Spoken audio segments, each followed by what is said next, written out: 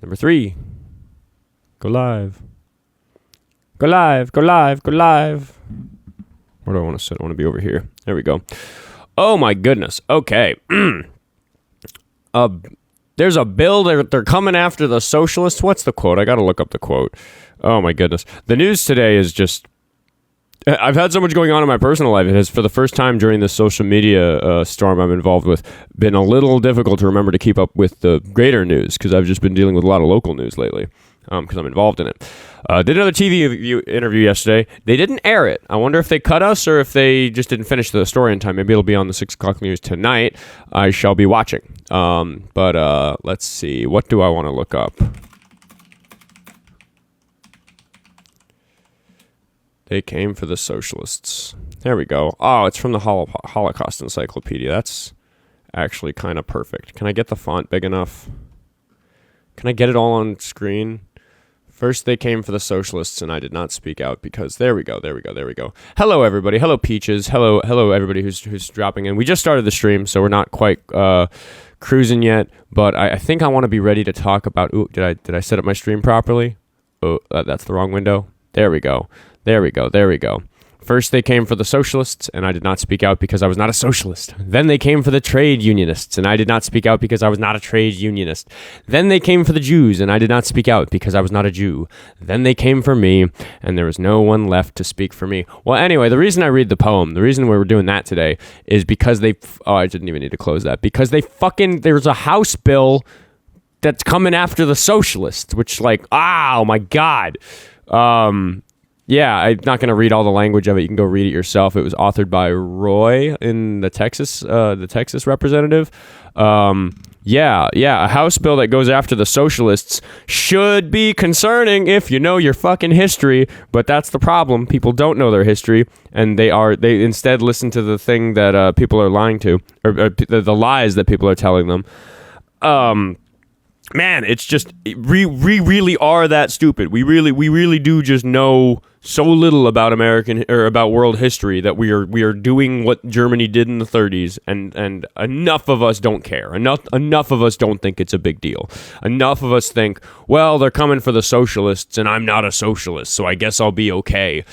I'll be reading the poem a lot today, I'm sure, as the viewership ticks up. But it's a lovely Tuesday here in Minnesota. The weather's absolutely beautiful today. We're having one of those days where it really feels like spring, but we all got to remember it's only April and there could be a blizzard next week. Probably not. The forecast says it looks like we're out of the woods in terms of it being below freezing for longer than a few hours. Noodle, excuse me. Sorry, Noodle. I know you like your... She gets very jealous when I start live streaming. She knows it's like a social thing, and she comes over and sits next to me and rests her head on my knee and gets very jealous. And sometimes she's very pushy for pets, but, you know.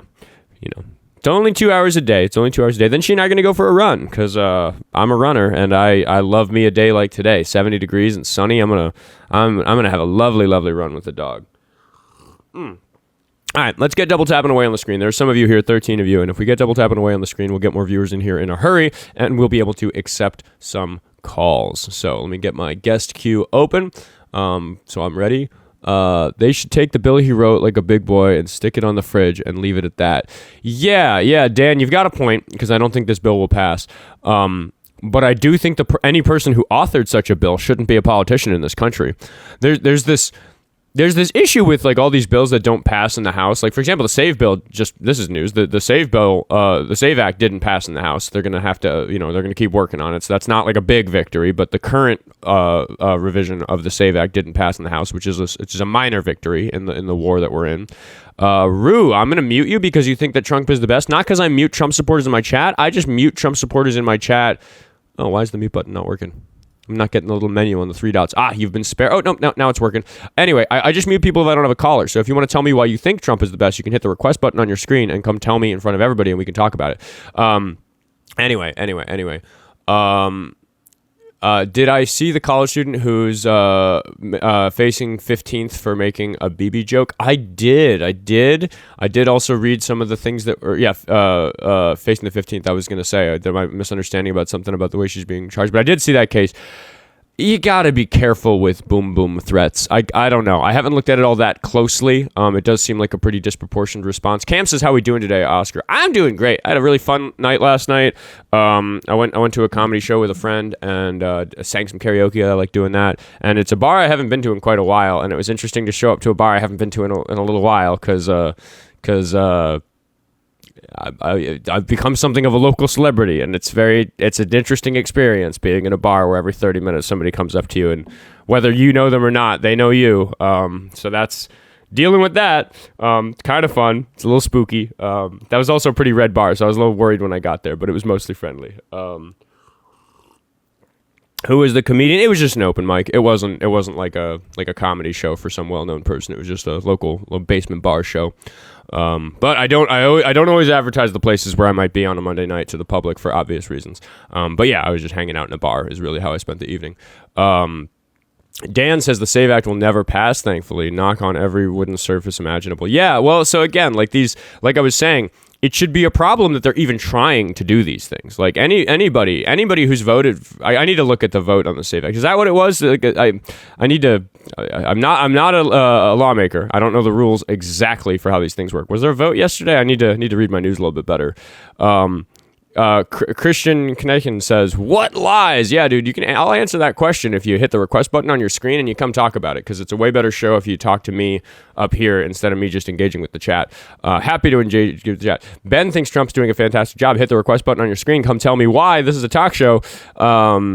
Red bars, live and let live. Democrats are bitter and angry.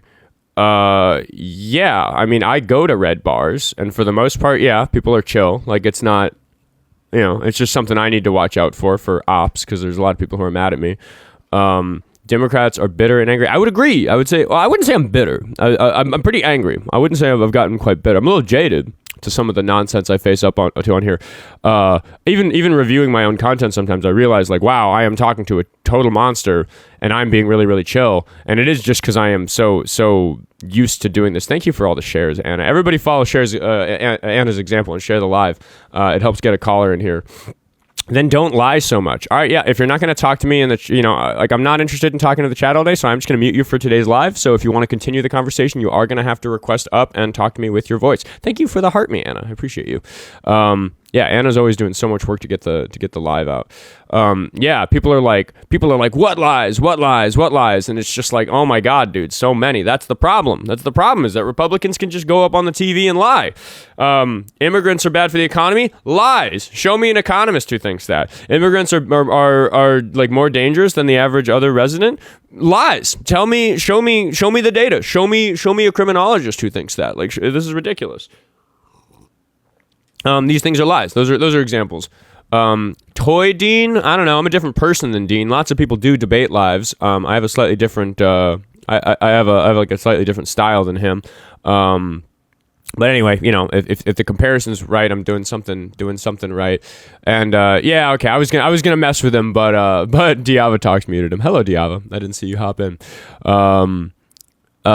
Nick Shirley didn't give us any proof. He harassed a daycare during their non-operating hours and then claimed that he had done journalism because there weren't kids present at a daycare that wouldn't obviously let a stranger in the door, and didn't happen to have any kids present because they weren't open at the time. Nick Shirley lacks journalistic integrity, and I would love to talk to him because I'm good at talking and he's not, and it would be embarrassing for him. So if anybody wants to tell Nick Shirley that I'll have a conversation, I'm sure he won't listen, because people such as himself and Savannah Hernandez work really hard to avoid conversations with people like me who are articulate and know what we're talking about. They don't do that because it makes it really hard for them to spread their fucking lies. So yeah, Nick Shirley is a bad journalist, and I honestly think that the guy, he's just not the smartest guy. I'll say it that way.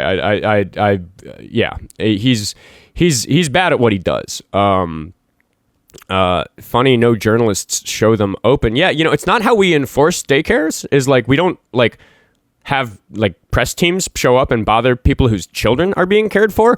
We have oversight committees, and we are working on the fraud problem in Minnesota. It is real. There is this little daycare fraud situation that we have to deal with at a state level. But yeah, just having journalists come harass people's children. Definitely, if again, why is it that the Republicans think the solution to every problem is to victimize children? Why? No, that's if your children were in the daycare, that's not the solution you would want, is some weirdo with a camera like claiming he has any good reason to be inside this business. I just admitted it. Yes, there is daycare fraud. The fraud's not like totally a myth. The scale of the problem gets exaggerated by Republicans, but like any reasonable person who's following this stuff will admit, yes, the fraud's like Shirley didn't uncover anything, but he came here because there was daycare fraud that had been uncovered by state investigators. He made some hit pieces about it that didn't make any sense, but the problem itself is real. Just Nick Shirley's not doing a good job. My work here is done. Dude, people on here think that if I concede anything, that if anything that they say happens to be true, therefore everything that I say is wrong. It lacks such integrity to think that way. Your work here is done. I don't think it is. I think that you should. I think that if I see another comment from you, I'm going to mute you because I want to talk to you about this. I'd actually love to talk about something other than eating Carol for the first topic of the day for once. So if you want to come up and talk about daycare fraud, we can do that. Wow, another bottom feeder just trying to justify his existence. Good luck, Oskar. Oh, do you think my existence is unjustified? How Schnazi-like of you. What an egregiously hateful, horrible, genocidal thing to say about a random person on the internet who's not bothering you. You don't have to be here. There's 70 people who choose to be here. You don't have to be one of them. But if you are one of them, get tapping on the screen because I don't think we've got some ops in the chat, but I'm gonna have to start muting people because none of them are brave enough to come talk to me. But I'll keep saying it. I think I've scared them all away. I think all those regular callers, for 2 months, I was batting away all the regular Dean Withers callers, all the people who came in here and just said the same talking points over and over and over again. And I get a lot fewer of those now because I think they've learned Oscar's not one to mess with. The guys, I've leveled up too much. I know all the arguments now.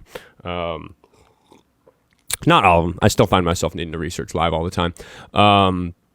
Anyway. What are people talking about? MAGA is too busy sucking up to the billionaires who could care less for them. Yeah, they think that they idolize these billionaires, think they have a chance of becoming one of them, and then somehow support policies that support those billionaires instead of the wealthy person that they might become. If you want like $1 million or $2 million net worth and like a nice house and a swimming pool and a jet ski or like whatever, for me it's like a big pile of expensive guitars, like whatever you want to make your life feel like you're accomplished in it financially. Like people like me aren't saying that we should tax you to oblivion. We're not really saying that we should tax anybody to oblivion. That's kind of the point, is that when you take away wealth from people who are ultra wealthy, they still get to have a nice house. They still get to have a pool. They still get to have a jet ski. They still get to have a vacation house. They still get to go to the Caribbean in the winter months or whatever it is they're after that's expensive. Do you even know what the fuck you're talking about? Yeah, dude, I do. That's why people listen to me. It's because I'm capable of yapping in a way that is worth listening to. Though I will admit that I am just filling air. I'm just sitting here yapping at the chat, and I would much rather talk to a Trump supporter. So if you think I'm wrong about all this stuff, Mike, you say no, you don't. You said it twice. I'm going to mute you. One for spam for saying the same message twice, and twice because you're just muted. You can still hit the request button and come talk to me yourself. If you think I don't know what I'm talking about, I would love for you to demonstrate that to everybody. The chat actually loves it when I'm wrong. So if you wanna come up here and tell me what I'm wrong about and why, we can have a conversation about that. But I don't think that's going to happen. Sitting on the shitter. I don't have a job. You pay for my groceries. What? Man, I have a. Okay, yeah, and the moderator just muted this person. I have no. I can't keep up with the chat always, and I don't know what's going on. But yeah, I'll take questions. I'll take questions if there's no Trump supporters willing to come talk to me. If everybody's scared. To RM, I'm going to mute you. If you think that Democratic cities turn to shit, I'd love for you to hit the request button on your screen and come, explain why you think that. Please come tell me. Yeah, request up and we can talk about it. People just I gotta imagine somebody just sitting on on their couch saying Democrats are the worst, and then the host doesn't engage, so they go to the next live. Democrats are the worst, and they just sit there and do that until somebody gives them the engagement they're looking for that makes their feelings better. But that's not going to happen if they come up and engage with me, unless they think there's some powerful debater that knows all the facts and can defeat me. The reason I'm so confident, by the way, has nothing to do with me. It's because I'm it's a superpower in a debate to be on the right side of history. It's a superpower in a debate to actually be correct about what you're talking about. It makes it very, very easy. You don't have to think very hard. You don't have to do any mental gymnastics. You don't have to make up lies and then keep the lies consistent. You can just talk. I just have general knowledge about these things, so I can just yap about what's going on. Yeah, Jerry says they're trolling, and that's the thing. We kind of shut down the trolling. No caps in the chat. I consider it a rule violation on here, so you get one warning to quit it with the all caps.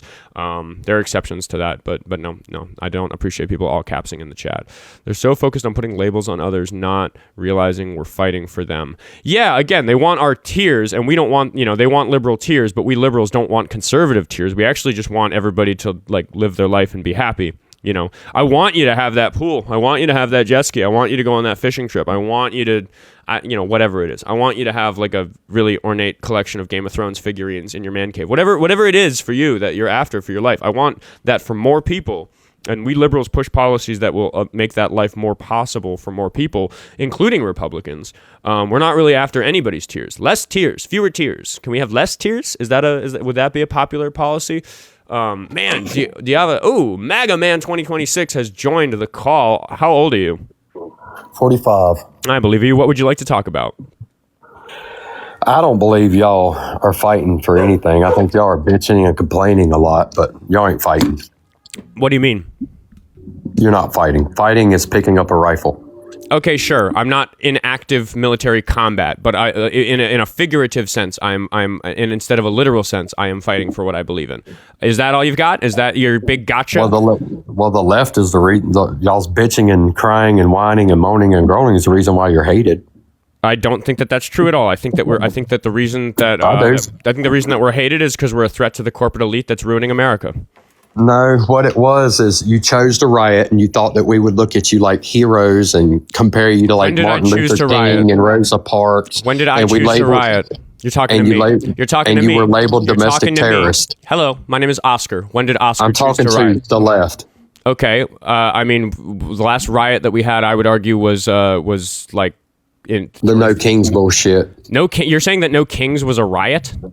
Yeah, you can call it whatever you want to. Okay, now give me an example of violence or destruction happening on No King's Day. I can't. I don't have any, but we saw it on TV. No, you didn't. It was enough for me to say I'll never vote for a Democrat. Yeah, because you believe the bullshit that your TV peddles you. I was there. I was at the flagship No Kings rally in St. Paul, where 100,000 to 200,000 people. It's hard to count. That crowd's that big. Yeah, we got a lot. We got a lot of terrorists that think that they could terrorize a fellow American because they lost the election. Okay, it's no, quite ridiculous. Wait. What you just said had nothing at all to do with wait, hold on. Are you having a stroke? Because we were having a conversation and you just brought up something that has nothing at all to do with it. Are you okay? Can you count to 10 for me? That was what you were saying. No. 100,000 people got out in the and you started talking about terrorism and stuff. Are you all right, dude? Ran their fucking mouth and talked bullshit and was rude and crude to people. That's all it is. Wait, are you all right, dude? Are you like... Seriously, who's the president? Are you okay? Who's the president? I'm going to give you the concussion question. Who's the president? Trump. Who's the president, Bubba? What day of the week is it? What day of the week is it? Who's the president? Trump. I know who the president is. What day of the week is it? It's good to hear you say that. All right, I'm going to drop the bit. But seriously, dude, 100,000 people came out and there was absolutely no destruction or violence, and I'd like for you to find a counterexample. It was a really festive, wonderfsee day, and I'm really excited that I got to y'all are being peaceful now because you're getting fucked up in the streets by ICE. Death is a hell of a deterrent. Okay, you're just dodging every single thing that I'm saying. I'm still interrogating you about your evidence for there being violence on No King's Day because you called in and told me it's a riot, and this is Debate Live where we discuss facts and evidence. So you're saying that you don't have any facts or evidence. Is that correct? We have... Again, the topic today, the prompt, you're breaking up, but I'm just going to restate it. The prompt today is that MAGA is fueled by lies. I'm accusing you, well, maybe not even accusing you because you might be misinformed, but I'm saying somebody lied to you. I'm saying that No King's Day wasn't violent. That's a lie. It's one of these lies that I'm talking about. Here's your opportunity. You got 100 people watching. Who knows how many on Instagram, on YouTube after the fact, but you've got 100 people watching right now. Can you prove to them that you're not lying or that it's not a lie, that there was violence and rioting at No King's Day? Hello? He's not muted. What's up? Are you there? I really want to give him the opportunity. I don't want to kick him for bad connection. I'm going to give him a second because Hello? You're breaking up bad. Okay, I can hear you now. Can you hear me now? I really want him to be able to answer the question. Yeah, I'm going to kick you for now. Feel free to come back later. I think we're just having connection issues. Go get better internet, because mine is pretty good right now. I see Diavatalk is inviting other people up. But again, that's the thing. It's like, he can come up here and say a lie, like that No King's Day was a riot, which is an absurd lie. It was quite festive and wonderful. I had a really, really nice time at No King's Day. And by the way, it was like a permitted demonstration. So like, even if you're going to talk about some of the lawlessness that happens at certain demonstrations, like No King's Day is not a good example of that. Like the law enforcement was there to like help us close traffic to make sure that the crowd was safe. We got Devil Dog 1977. We're going to talk to him about who knows what, but first of all, we're going to talk about his age. How old are you? I'm 49. I believe you. What would you like to talk about? I just, I voted for Trump. And I'm not really, I hate the government just regardless of what party it is. Mm-hmm. But that guy was nuts, because I will tell you, I did not see any rioting at any of the No Kings March. I think you guys wasted your time with that, but that's just my own personal opinion. I'll give you that. That's an opinion, not a lie. No, and that's what I'm saying, is that there's crazies on both sides. You have to admit that. Well, right? Okay, because there are like more than 100 million people on each side. I think that's such a. I think that you wasted your time by saying that. Of course, there are crazies on both sides. We don't deal in singular examples when it comes to a population of tens or hundreds of millions of people. So I just really think that demonstrates like the way that you look at this is wrong. Because you could find a video of a leftist doing something wrong, and I'm like, yeah, that's one guy. I think that there's a rampant misinformation problem, particularly coming from the mouths of your elected officials on the right. So like, that's what I'm talking about. I agree. And it's on both sides though. No, I don't think it is on both sides. I think it's a rampant problem on the right, and I think it's a rare problem on the left, among politicians and also among the population, but to a less desperate degree.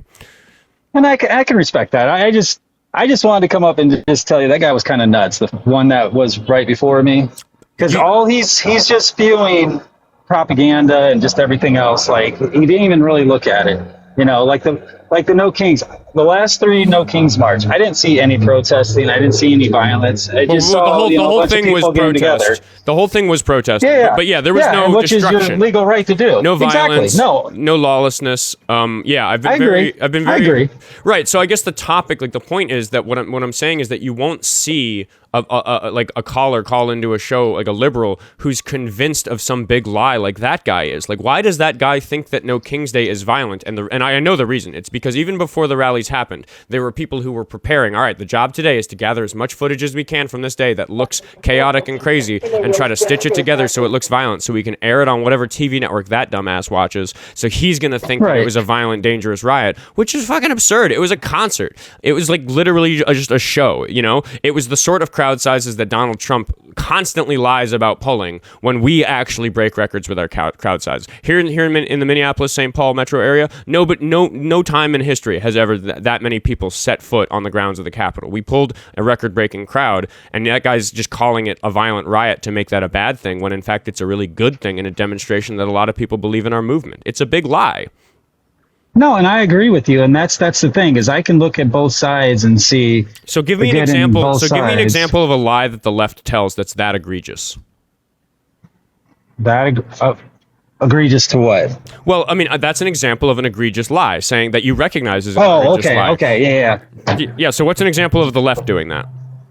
You got me, actually. I can't think of anything off the top of my head. Yeah, that's the fucking point, dude. I could give you 25 examples that are that egregious from the right. Would you? I don't care as much as you do either, though. That's the problem. I was agreeing with you. You're running away by saying you don't care, but no, you just dumbass. No, I don't care. I really want to zoom in on what you just said. You can't give me a single example, and I'm saying that if you want me to, because I don't care. No, but I'm saying that if you want me to, right now, I can start listing. I'm just saying there's crazies on both sides. That's all I was saying, and I was agreeing with you on the. No, but then you need to. I don't care about politics. Stop telling me you called into a political debate live. You care enough to do that. I didn't call in.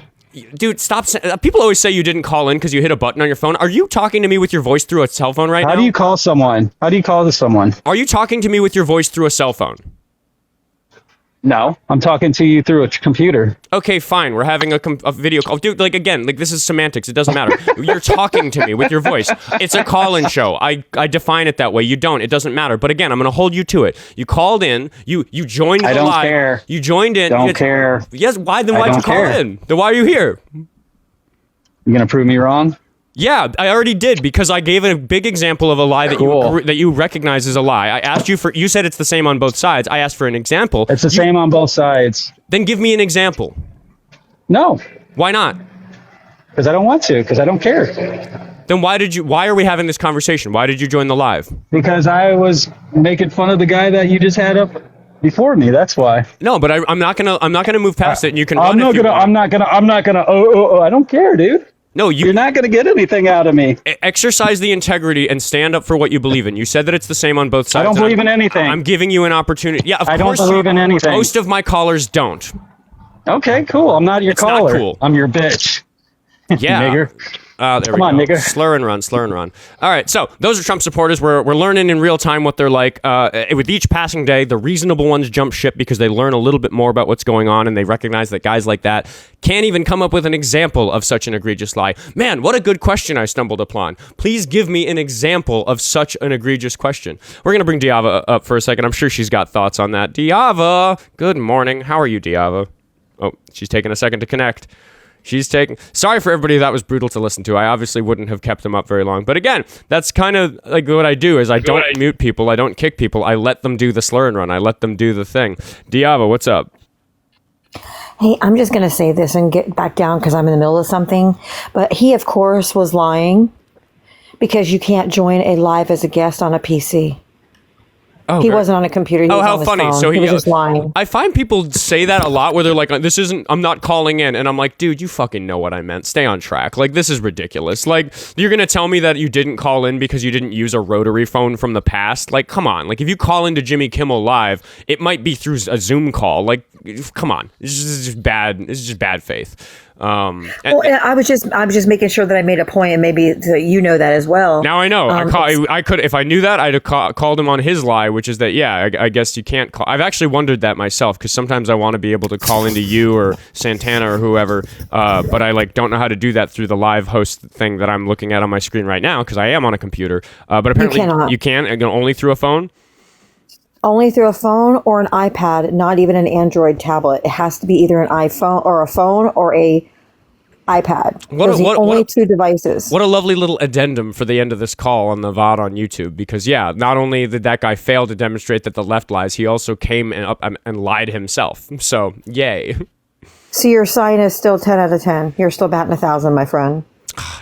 Being on the right side of history is easy, isn't it, Diava? Isn't it easy? Isn't it easy? And you know what? When you don't lie, you also don't have to remember what you said. So that's how we're able to I don't have to keep track of all this shit. My mind changes on things every now and then, and people point out the inconsistencies. That's happened a lot over the last week as the Minnesota Angry Man and Savannah Hernandez situation has evolved, because that's like a evolving legal situation, and there's more evidence coming out. For people that are saying in the comment section that I'm lying, that you can join a live on a PC, you can watch a live on a PC, but you cannot be a guest.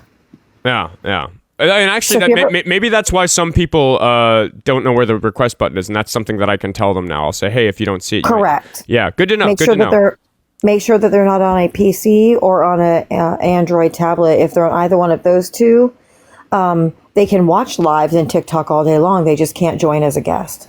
Well, good to know. All right, I'll kick you for now, Diava, but maybe you'll be back today. Get back to what you were doing. Kick me down. Bye-bye. That's all I wanted to say. Bye. Right. Bye.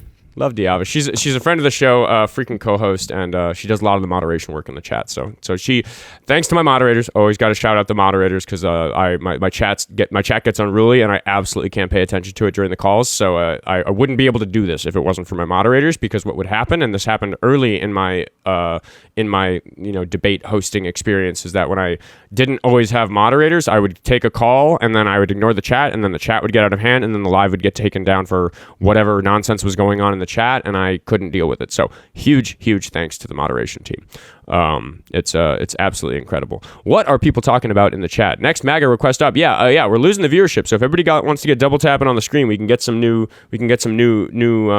liars in here. We can get some new MAGA in here. I think I wrote a good sign. I think this prompt is working for us today, and I want to keep drilling people on that question. Give me an example of a big lie that is told by the left. I haven't thought of that question as a prompt on here before, but it's a good one, right? Because I know all the big lies that the right tell about the left, and a lot of those are going to say because I think that illegal immigrants are good for the economy. which, you know, doesn't mean that illegal immigration is good. It just means, as a matter of fact, these individuals happen to have a beneficial effect on the economy. I think that, like, somebody would come up and say the opposite, right? The left lies and says that the illegal immigrants are good for the economy. Like, and then we could talk about that. But, like, that guy literally just dodged the question completely and said he doesn't care, and then said the N-word and ran away. But again, if you're going to defend that a sign like this isn't a good statement, that's the type of character you might have. Do the left ever tell lies? Absolutely, of course, yeah. Like, again, there's hundreds of millions of Americans, and we're split not quite down the middle. It's mostly people on the left right now, and certainly, you know, most people, an even larger majority of those people are just anti-Trump, because there's a lot of conservatives who are anti-Trump. So yeah, you can find examples of it. I just don't think it's a rampant problem. I don't think that the modus operandi of a liberal politician is to go up to the lectern and tell all the lies they need for their policy positions. I think that their goal is to tell for the most part, is to tell the truth so that people understand that the policies that they're trying to push are going to be good for them. So yeah, it's of course you can find examples. So the example I always give is that Joe Biden said he wasn't going to run twice, and I'm very mad at him for doing it, because obviously it was a gaffe. It didn't work out for us. Diava's policing me. I got to follow my own rules. If I see obviously ops style messages in the chat, I should just mute these people and insist that they come up and talk to us. Politics shouldn't be this hard for us. I agree. The Nameless 420. I really do. Again, can we just do a version of politics where we don't lie through our teeth all the time? And when I say we, I mean everybody on average, because the Republicans are doing it so much. The strategic thing to do would be to stoop to their level and lie as much as they do, but that would still be bad, because then we'd be, you know, like, I don't want any politicians to be making something up. The Nameless 420 might be a friendly based on the comment they just left. So we're gonna check in with them after, of course, I check their age. How old are you, the Nameless 420? 25. 25. Are you a Trump supporter or are you friendly? I would say I'm a friendly. Like, you read some of my comments. It's bad for the live, so I'll give you 10 seconds before I kick you, but say your piece and then get out of here. No, yeah, you're good. It's like you said, I just don't want everybody to, like, I wish politics wasn't all about lies, and, you know, it should really just be for us, the people.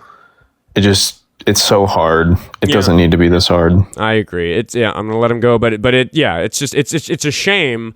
I wish I could be doing the more difficult work of, like, looking at all the truth and going, oh my goodness, how do we write good policy that, like, engages with these true facts and, like, gives us a good shot of having better outcomes in the future. But we don't even get to do that right now. Like, we don't get to sit around and argue about, like, which liberal policies we should have, like, how exactly we should solve these problems. We're still arguing about whether or not we should solve them at all, because the Republicans lie to their constituents and say that these things aren't problems when they very obviously are. Hello, Elvis Trump. Always good to see you in the chat. One of my favorite usernames on here, and one of my favorite viewers who shows up regularly and you know, helps the live be better by engaging and enjoying and all that stuff. Get double tapping away on the screen. How many likes do we have? 6.2 thousand after 32 minutes. I think I've had some phone calls during this live that are worth more than that. I think that I think that the prompt today is good, and if we don't get double tapping away on the screen and we don't get up to like 10 or 20k likes soon here, we are going to have a hard time getting another caller in, because the regular viewers, even the regular viewers who are Trump supporters who hate my guts, a lot of them are afraid of calling in, so we do need to get this pushed out to that For You page and get some fresh meat here in the editing room. I don't think that was a good analogy, but whatever. Yeah, I want to talk to some new people. It's been exciting that I don't spend as much time anymore talking to the same people over and over and over again, but I'm feeling a hot streak here. I think this is going to be a good live. I think I've got a good prompt, and I want to ask that question again. I want to ask the question: give me an example of a big lie told by the left, because you can just come up with, like, these little itty bitty bits of minutia, like that Biden said he wasn't going to run again. Like, lame. I don't think it was a lie. I think he was wrong. I think he was sure that he wasn't going to want to run again, and he changed his mind, and then that, you know, he, like, retroactively made himself a liar. I think he believed him when he said it. Wow, what says, how do I call? You got to be on a phone, and there should be a request button on the screen. And my one of my moderators, Diava Talks, is working on inviting people who want to come up. So you should see some stuff on your phone screen about that. When What do you think about Harris publicly saying she believes Biden's accusers? Don't know what you're talking about. I need more information on that. I don't know what Biden's been accused of. But please come up and talk to me about it. They both lie. All the government's corrupt. David Myers, you're getting muted. Hit the request button and join the live if you want to talk about that. Because again, that seems to be the only response. That seems to be the only counter argument. Again, I do this enough. I do this for a couple hours every day, and every day I get a little bit better at predicting exactly the thing the person's going to say. We'll talk about it in a second because Wow What is here. Wow What? How old are you? Hey, how you doing? I'm 34 from California. 34. I recognize your username, but forgive me for not remembering which one you are. What are we talking about? Oh, nothing. I'm being quick. I hate Trump and everything, but I appreciate Very quick the work then. you're It's doing, bad bro. for the live. Go ahead.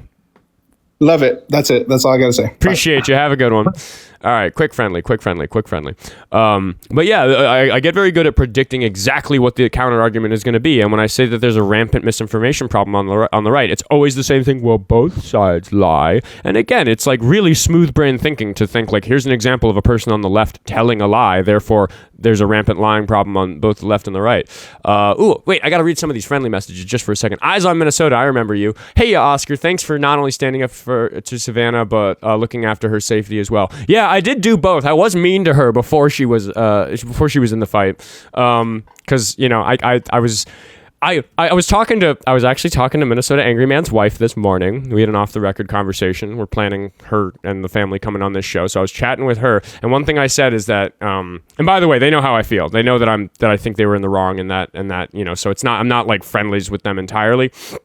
But we're talking about how to handle this, and I do want to get some coverage of that by having them on here. So I was having a conversation about that. One thing I mentioned to Diana was, man, if everybody else had shut up and just let me try to talk to her, like, can we please, like, hey, everybody, I think I might be the most qualified person in this circle to have a conversation with Savannah Hernandez and make her look bad, but everybody was yelling at her and blowing whistles, and the Whipple's not a good place for debates, so I just didn't. But that's why we've been trolling her. Savannah, come on, come talk to me. You chicken? I know she's chicken. Yeah, I mean, they don't want to have real conversations. They want to get their sound bites and put them on Fox News. Bori says, MAGA doesn't care about lies. They're just racist and fascist as Trump. Yeah, well, I mean, I think that's a lot of people. A lot of people are so evil that they just truly don't care. Seems to be the case for both of our callers so far. But I do actually think a lot of people are just convinced of these lies. And those are the callers that I tend to convince, because I do get a live one every now and then where you can hear in that person's voice that they're like, well, hold on, wait a minute. He did what? This was posted by what.gov, and then they start to see it. And then, of course, a lot of people in the audience are convinced just by watching. A lot of people don't need to call into these shows. And the people who call in and believe such horrible things, the people who are just fooled don't want to be like the people who are evil. So when the evil people call into my show and demonstrate themselves to be evil, like we saw with that second caller today, they go, oh my God, I think I'm on the team of the soy boy in the beanie. And then, they hop over to team anti-Trump, even if that doesn't put them on team liberal, which is fine. If you want to be a normal Republican, we can vote for a normal Republican like after this is over. We need to get this fascistic regime ended in America, because it's looking real bad. I'll read the poem out really quick just because it's relevant today, because there's a bill on the House floor that goes after socialists that makes socialist association a reason for deportation for migrants. Huh? They're going to revoke people's legal status because they're socialists? I'll read you the poem from World War II. First, they came for the socialists, and I did not speak out because I was not a socialist. Then they came for the trade unionists, and I did not speak out because I was not a trade unionist. Then they came for the Jews, and I did not speak out because I was not a Jew. Then they came for me, and there was no one left to speak for me. It's a poem by Martin Niemöller. Yeah, there's a bill that goes after the fucking socialists. We're at the part where they come for the socialists. Damn it. We're literally just like replaying history in real time in front of everybody. And so this lawmaker Roy from Texas has put together a bill to amend the Nationality Act to limit alien eligibility for admission and naturalization, and enable deportation and denaturalization for any membership, affiliation, or advocacy of socialist, communist, Chinese communist, Marxist, Islamic fundamentalist doctrines, or for other purposes. Now, of course, the right is going to hear me read that. That's the language of the bill, by the way. I have it open on the screen. the right's going to be like, oh, so you're defending Marxists? Oh, you're defending Chinese communists? Oh, you're defending Islamic fundamentalists? And I'm like, no, I'm pointing out that picking those groups first so that people like you can make that sort of argument so that they can go after some other group next is just another step in this thing. I keep saying who's next, and I guess it was that group of people. So yeah, some of those ideologies are real bad. I don't think I don't think socialist ideologies are really all that bad.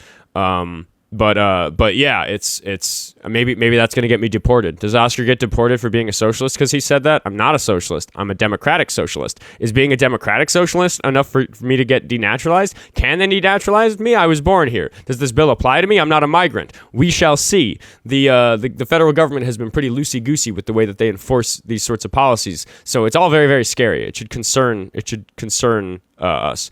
So yeah, 334 in the chat. I'm gonna mute you and ask you to come up and make your silly argument to my face because you're saying, so you want that crap in the USA. I literally just explained my answer to that. I predicted the exact thing that the person on the right would say next because it's so obvious, right? Like, you are the reason I'm able to predict what the caller is going to say next, and that's why I'm so effective at this. Most of the time I've already thought of the answer before they even say the question. The reason I'm able to do that is because I fucking understand the way in which they're being fooled, and they don't, so I see it coming even though they don't. They think, oh, I have this brilliant thought about this, and I'm like, no, you have been tricked into thinking that, because I can look at what the liars are telling you and think, oh yeah, they're going to trick their following into thinking this dumb thing, and then they're going to go tell it to Oscar on his live, and he's going to have to explain to them that it's very obvious that they're trying to make you think that, and it's fucking working. It's terrible.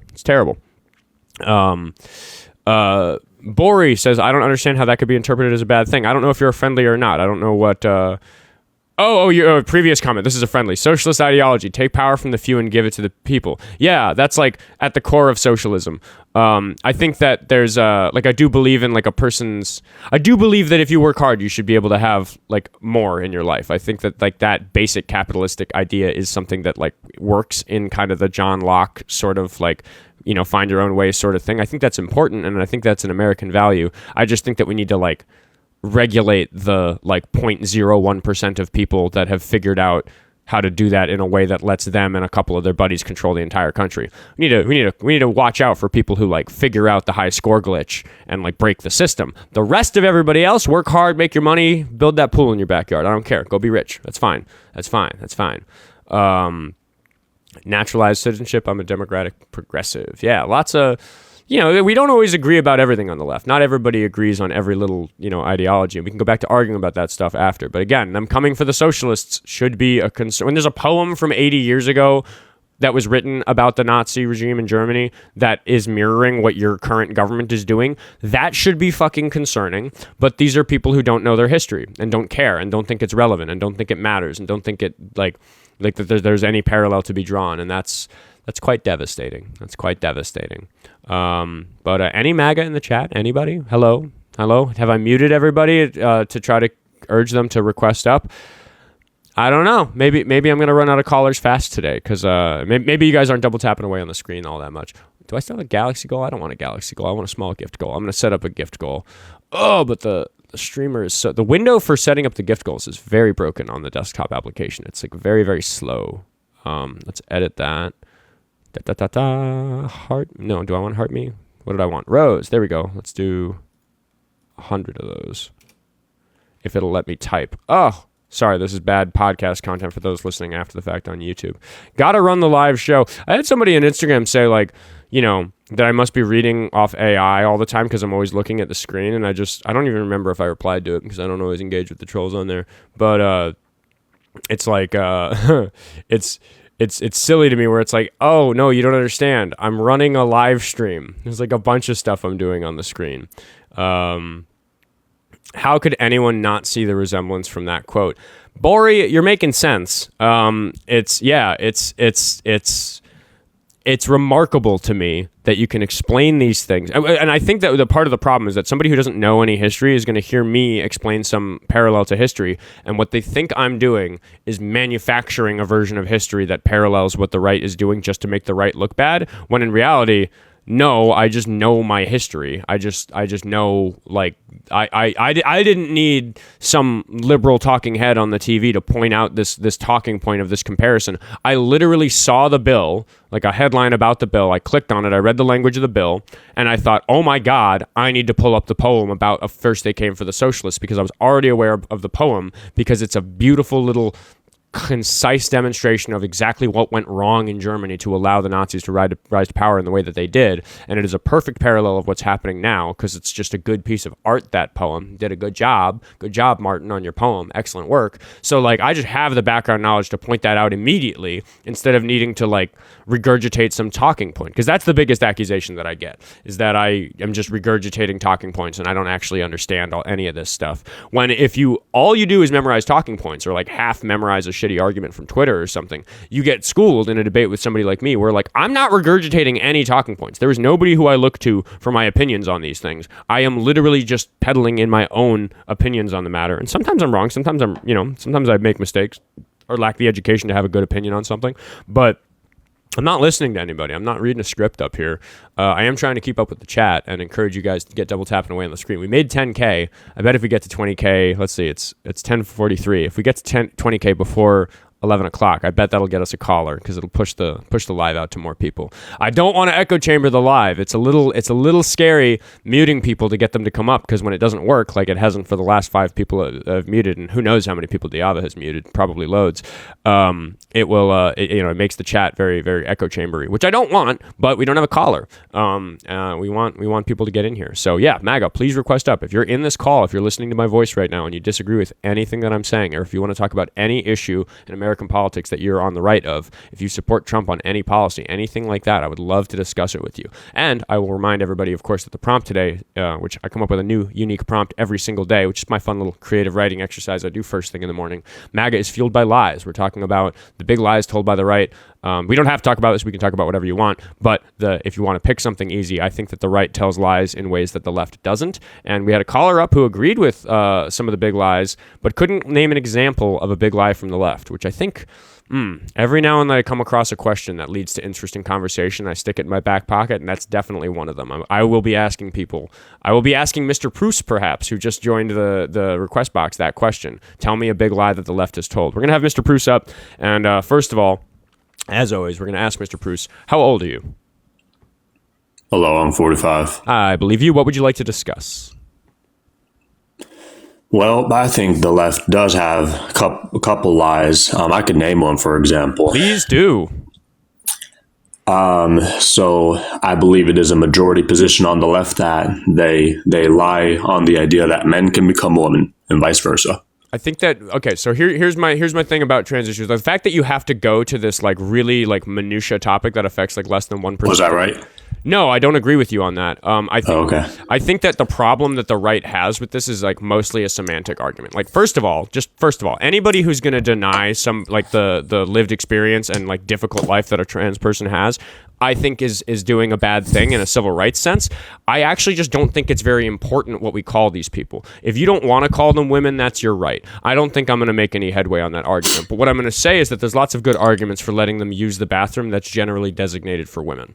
And I just don't think it's important whether or not you think they're women. If you think that gender, and if you're going to obstinately tell me that gender identity and sexual like chromosomal sex are like the same thing and there's like no nuance to it, you're just like closing your ears, closing your eyes, and screaming that nothing can be updated in history ever, and that you don't want to participate in that. So, like, what is it that's a straw man? No, I'm saying that. What is it when I say that I consider a trans woman to be a woman, and I recognize that you don't and don't really care what you call anything, but I just think it would be right to allow them to use the women's restroom. What part of that is a lie?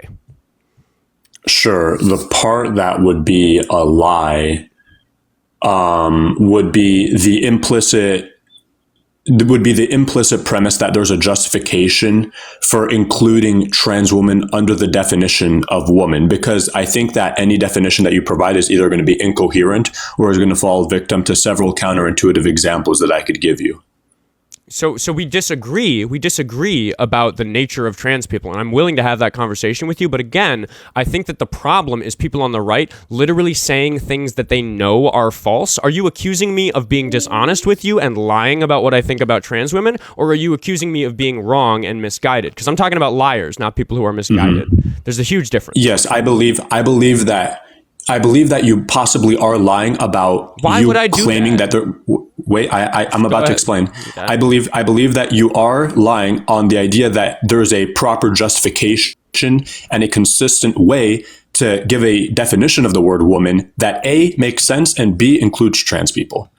Okay. I don't think you could do that. Okay, again, you're talking about like my ability to make a good argument for what I believe, but the question I'm asking you right now is, do you think I believe that trans women should be called women, or do you think I'm lying to you when I say that trans women should be? No, that's not a lie. You do believe that. Okay, so then we're not talking about the prompt. The prompt is that people lie. I'm saying that Republican politicians lie through their teeth. They say things that they know are false. They're sitting there thinking, I hope these dumb fucks believe me. I don't think people on the left are saying, I hope these dumb fucks believe me when I talk about trans rights. We just disagree about trans rights. Do you recognize that? Okay, wait a minute. But you do realize, yes, but the issue is that you have a presupposition that I believe that you know is faulty in your argument, and that's the part that I'm saying you're lying about. Okay. Like, you are accusing me of dishonesty, so we're getting to the root of the problem here. What is the thing you think I'm being dishonest about?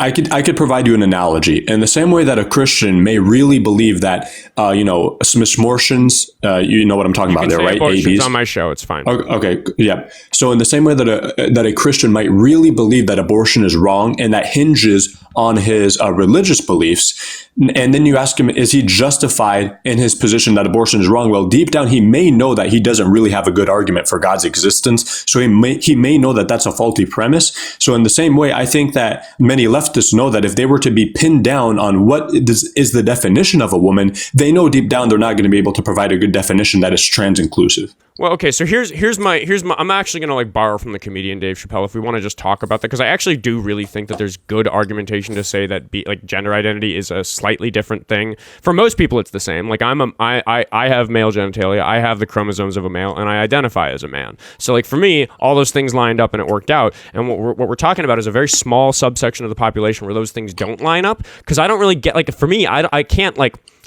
really understand what it's like to look down and be like, that's not what belongs down there. I can't relate to it. But if somebody was trying to convince me that that's how they feel, I might have a hard time believing that. You're having a hard time believing that. They could prove that they meant it to me if they cut their dick off. I agree with that. Okay, so then you probably believe that those people are experiencing a thing that's very serious and real to them. Would you recognize that? I do. Okay, so maybe, that's fine. There's science to back that. So maybe we should have an appropriate label for that. Okay, you can have an appropriate label, but my contention is specifically... By the way, we do have an appropriate label for the type of women that you are only willing to call women, which is cis women. We're talking about within women, there's two categories now. There's cis women and trans women, and there are differences between them, which are probably the things that you care about that we can talk about. We're not denying the existence of those differences. We're disagreeing about how we label a group of people, and what I'm arguing is that it doesn't actually fucking matter. We should just let them use the bathroom.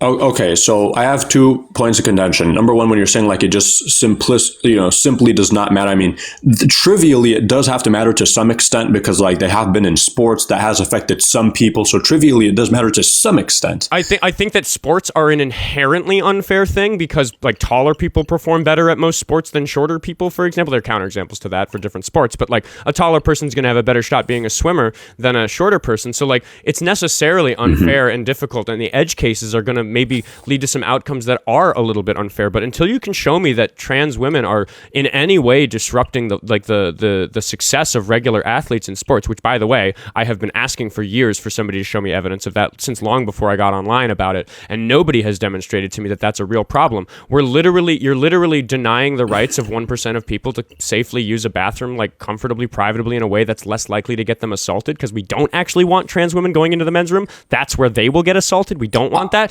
You're throwing all that away just to deal with the fact that there's 16 trans NBA WNBA players. I can grant you that they should go into the bathroom that they're passing in. All right, so that's not the point of contention that I have. The point of contention that I have is the specific implicit justification, and you kind of implying that yes, there is a rationally justified, logically consistent definition of what the word woman is that is also trans inclusive. So just to maybe prove me wrong on that point, do you think that you could define the word woman in a way that, it maybe doesn't have internal contradictions, does not lead to reductios, and also is trans inclusive? Can you do that? It's difficult. I don't understand gender ideology as well as I understand some of these other politics, but I will try. I think that a person who's I would depend on the word gender identity for that definition, because I would say that if somebody's gender identity aligns better with what's traditionally associated by the majority of people with biological women, that's like a rough definition that I would give of a trans woman. And that's one that aligns with the definition of gender dysphoria for that gender in the DSM. So there is a degree to which gender is has to do with the social constructs around these gender roles. But what I'm saying is that even if that's complicated to define, I know they're going through something very serious, because they have these are people who opt for surgeries that change their body in a way that's very, very serious, and they tend to have positive outcomes from those surgeries. There are also groups of people who, when they don't get positive outcomes, when they don't get the care that they need, they're much more likely to unalive themselves. Their self-unaliving rate is out of this world. And I just don't think all these definitional arguments are ever going to be good arguments for whether or not they should have particular rights, which is, again, I don't really know what you're arguing. What's the lie? Okay, so again, I think that the lie is the implicit premise that there is a, sort of rational justification for including them under the set or definition of what the word woman is. Now, I just want to briefly... I recognize your right to define the word woman that way. All I'm saying is that I define woman as a category that includes cis women, who are what you would call women, and trans women. And I would argue that given the people that we have, given that you do recognize that we have cis women and we have trans women, that those are yes, but I have a contention with your definition. Okay, wait. Just really quick. You do recognize that if we went through the population and we sorted everybody into their gender and sex roles, you'd have you'd have cis men like myself, you'd have trans men who are biologically female people who identify as men, and then you'd have the same for women. And there'd be like some gender fluid hermaphroditic exceptions. Yeah, that's fine. I grant that those labels exist. Right. Okay. So let's talk about the fact that you grant the labels trans women is a group and then cis women is a group. Yes, you're following, right?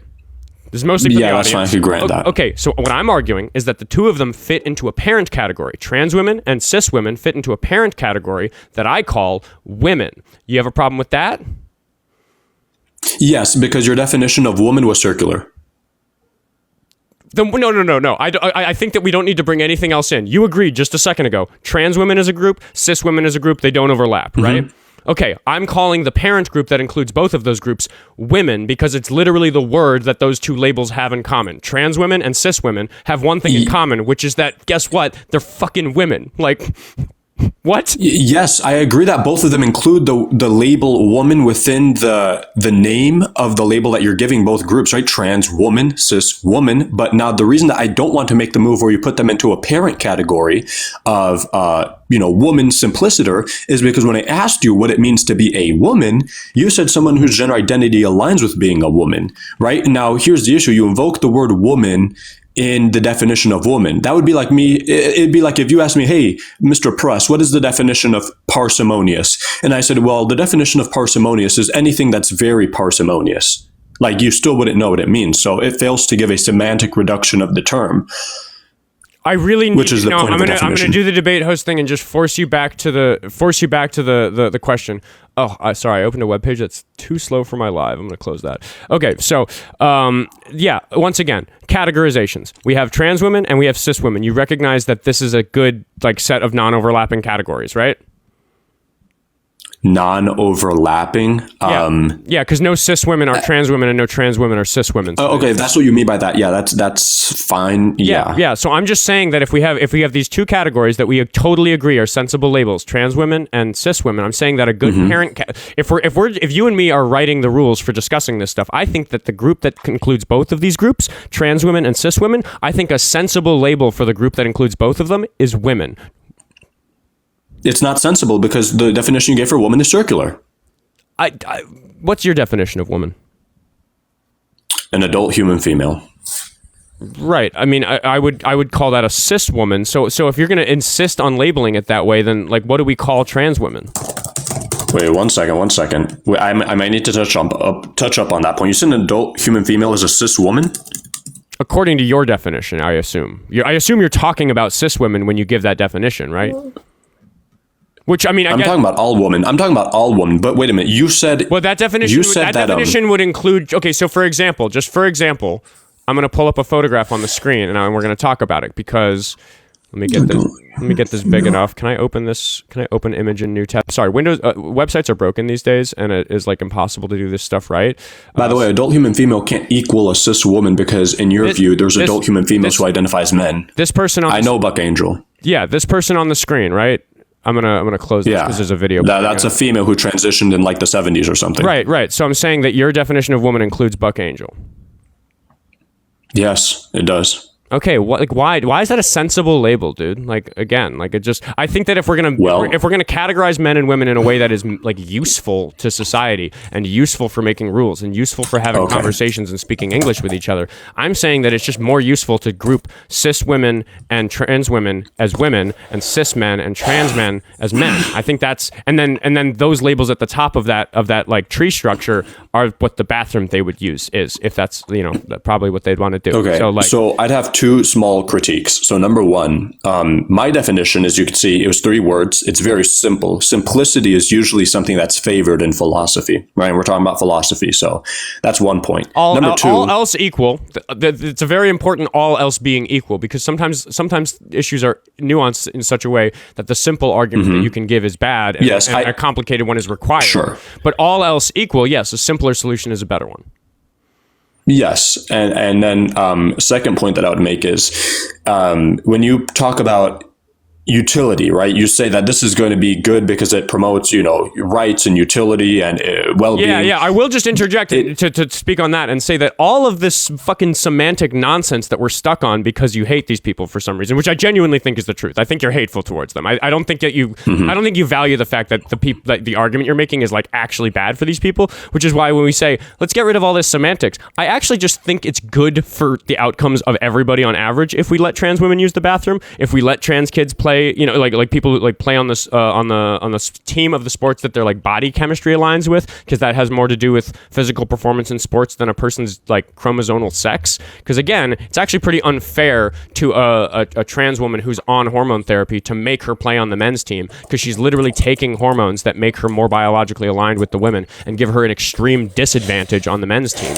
So like I just think if you're going to bring up utilitarianism, you're talking to somebody who understands utilitarianism. So if we want to switch from semantics to utilitarianism, I'm still right, because none of the policies that you're suggesting with your semantic arguments lead to better fucking outcomes for anybody, and I want you to demonstrate otherwise. Sure. Well, number one, I'm not a utilitarian. I'm just saying that you're invoking some sort of utilitarian justification by saying that this does result in good outcomes for the rights and whatnot of people. But number two, I can grant you the sports and bathroom stuff, right? That's not really what I'm trying to attack. So whenever you say that it's going to be bad for, sports results. Just so we're tracking the points of the conversation, you agree with me that trans women should be able to use the women's room? Yes, women's restroom, yes. And they should be able to play if they're passing. Well, I mean, again, like if they have HRT, they can play in those sports. But you add this asterisk of if they're passing, like who fucking decides, dude? Like, a praise or relative. It's just going to be, I decide what's passing. Like if somebody's passing, it's just going to be indexed to my. There are cis people who present as the other gender because they're not a conventional looking person, and you're talking about ordering those people into a different bathroom. Like why is any of this important to you? Have you ever in your life encountered a problem where a person used the wrong bathroom and it like led to some consequence that mattered? I don't think so, but that's not what my argument hinges on. So even if I say no, it's not really. I appreciate that your argument shouldn't hinge on that. I just think it's silly. Like this whole like they need to pass. Okay, well. I have other critiques. Can I levy them real quick? So yeah. My view is also that I think that truth is intrinsically good. So if if there's a demographic of the population that's saying something that's not true, which by the way, many now trans people, and you could look this up, are actually arguing. I'm going to jump back in because I really want to get, I'm so stuck on this thing you didn't move past earlier. What I'm saying is that if you recognize the groups, you and I agree, we've covered this a couple times in the call already, that trans women and cis women are non-overlapping categories that both refer to something that have similarities. These are people who generally have boobs, there's similarities here, right? These are people who generally wear makeup. These are people who generally, associate socially with biological women. Whatever. There's these things. What I'm saying is that it's not a true or false statement. Should we categorize these two groups together as women, cis women and trans women, the group category being women? I'm saying that there is no truth value to what we should call that because there's no truth value to what the word for something in a language should be. What I'm saying is that it is sensible to categorize both those groups under the umbrella of women, and you are just not making a good argument for why we shouldn't. Wait. Okay, I hear what you're saying. You're saying that definitions are not truth apt. That's your statement, and I agree with that. Definitions are not the types of things that can be true or false. We're talking about prescriptivism versus descriptivism. If you want to descriptivism, that's fine. I get that part, but we're using descriptivism to come up with these two categories, and I'm saying that we could prescribe them the label of women, which would be a sensible label, given that the two categories we're talking about are trans women and cis women. The group category of the things they have in common is that they are women. I don't know how that isn't an because there's an implicit premise that is truth apt, and that is there there's a rational justification for doing X action, like defining people into this category, right? I believe that is something you're walking back now because you agreed that the label trans women is a sensible label for, I don't know what else to call it. Yes, but that's women. Not the only, that's not alone to justify that. In and of itself is not going to justify throwing them into both the category of woman, because the category of woman that you defined was circular. So now I don't think that you have a rationally justified position that's going to compel rational agents towards your view. I don't think that there's... I think what a cis woman is way more obvious than what a trans woman is, and it is a little difficult to discuss because it's a newer topic that for all of human history has been repressed, and we've violently assaulted these people, and people have hidden this about themselves forever, and we're just beginning to understand it. But what I'm saying is that you can't say that you have a problem with us calling them both women when you're okay with calling one group cis women and the other group trans women. You're walking it back and saying no. I don't think it is sensible to call them trans women. So I'm saying no. Where is your hitch in this argument? Because you said that it is a sensible category to call them trans women. So do you actually disagree with that? Because it sounds like that's what you're telling me. No, I don't disagree. But me saying that you can categorize people as trans women and cis women, and those two being quote unquote labels that work, for example, it doesn't logically follow that then both of those categories are under the parent category of woman. That just doesn't logically follow. I'm sorry. In formal logic, it doesn't logically follow. Okay, let's make it follow with formal logic, because I'm actually completely willing to beat this horse to death, because I've actually don't spend much time talking about trans rights on my podcast, so this is fun. But let's try it a different way. You will admit that cis women is a sensible group, right? Mm-hmm. Okay, so that label's fine. I'm actually going to relabel the other group in a way that's more logically consistent to just include everybody who's in the women category who isn't cis. So there's cis women, and then the other category would be non-cis women, right? Now I might have because now it seems like what you're doing is you're saying that we, under the parent category of woman, we have cis woman, and then we have all the people who also qualify under the parent category, and let's just call that label X. So you're saying that we have, we have 99% of the population who is cis woman, let's just call that variable Y, and then you're saying that there's this variable X of people who aren't cis women, but they're still part of the parent category. Now, I'm going to reject the idea that they are qualifying as being part of the parent category. Oh, right. Okay. Well, I mean, I guess to confuse the audience less, because I'm tracking, but I used to teach logic, so I know how people's brains work on this. So I'm just going to give another analogy, which is that we could categorize people as there's living persons, right, and then non-living persons, right, and the parent category that includes all of them would be all persons who have ever existed, right? See, that to me, it makes me not be able to track, because I don't. In my view, people that are not alive are not people anymore. So maybe that's why it's hard for me to grasp that example. They were people. Okay, they were, but they're not. In philosophy, usually it's the. Was George maybe Washington you want to use another example, like humans, like living humans versus non-living humans. Yeah, maybe that's a better example. Again, I have to dodge this semantic bullshit that sidetracks us all the time. It's all I do on this show. So yes, we have living humans and non-living humans. The parent category is humans, right? Yes. Okay. Yes. Okay. So here, you're going to want to jump in, but I just want yes or no's on this to the best of our ability, because the argument's going to go one argument further than you think it's going to. We have non-living humans and living humans, and the parent category is humans. Correct? Mm-hmm. What I'm arguing is that we have two categories that you agreed on, which is cis women and trans women, and the parent category should be women, but we're changing it to make it logically consistent in the way that you want it to be, which is that we have cis women and then non-cis women. Now, non-cis women would include trans women and potentially some other people that we haven't brought up. But what I'm saying is that if you recognize the existence of the category of trans women, then you are necessarily recognizing the existence of the category non-cis women, because obviously you're not going to sit here and argue to me that trans women are cis women, so they must be non-cis women. So we have women, cis women, and then we have non-cis women. I'm just like the living and non-living person. I'm saying that the parent category is women. Okay, so I feel like the symmetry breaker here is in the same way that, okay, so in the way that unalived humans are humans, I don't grant that non-cis women are actually women. I don't grant that subset then of the parent. Then what do you call them? Because you've been calling them women for about I call them. minutes. Listen, I call them trans women. Like, I give them that linguistic token as a label. Right, and we're talking about linguistic tokens that are useful to describing words, and you literally recognize that for the purpose of this debate, it's sensible to call them women. So let's fucking call them women. Like, what the fuck, dude? What is your problem? Wait, there's a specification. There's a specification. I did not. We get all the way to the end of the logical train, and you say, nope, it hurts my feelings to call them women. I'm not going to do it, even though you're willing to call them trans women. It's ridiculous. I didn't say it hurts my feelings. There's a reason why I'm specifically rejecting.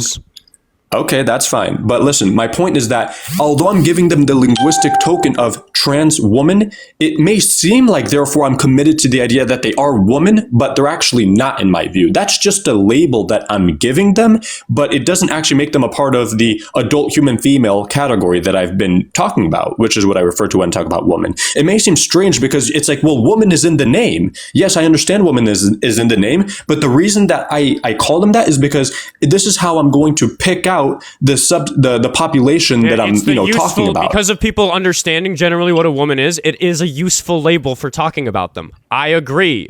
They do too, as fact would have it. Women. We're talking about women. I'm saying useful in this conversation so that you know who I'm talking about. The people, like, there's these people that have a misalignment with their gender identity and sex assigned at birth, and there's a way that I'm trying to talk about those people, and I'm just calling them trans women. Right, and I'm saying not that you literally, you literally that can't even have the conversation with me unless you violate your own definitions, because you recognize that the only way to talk about this is to refer to them as women.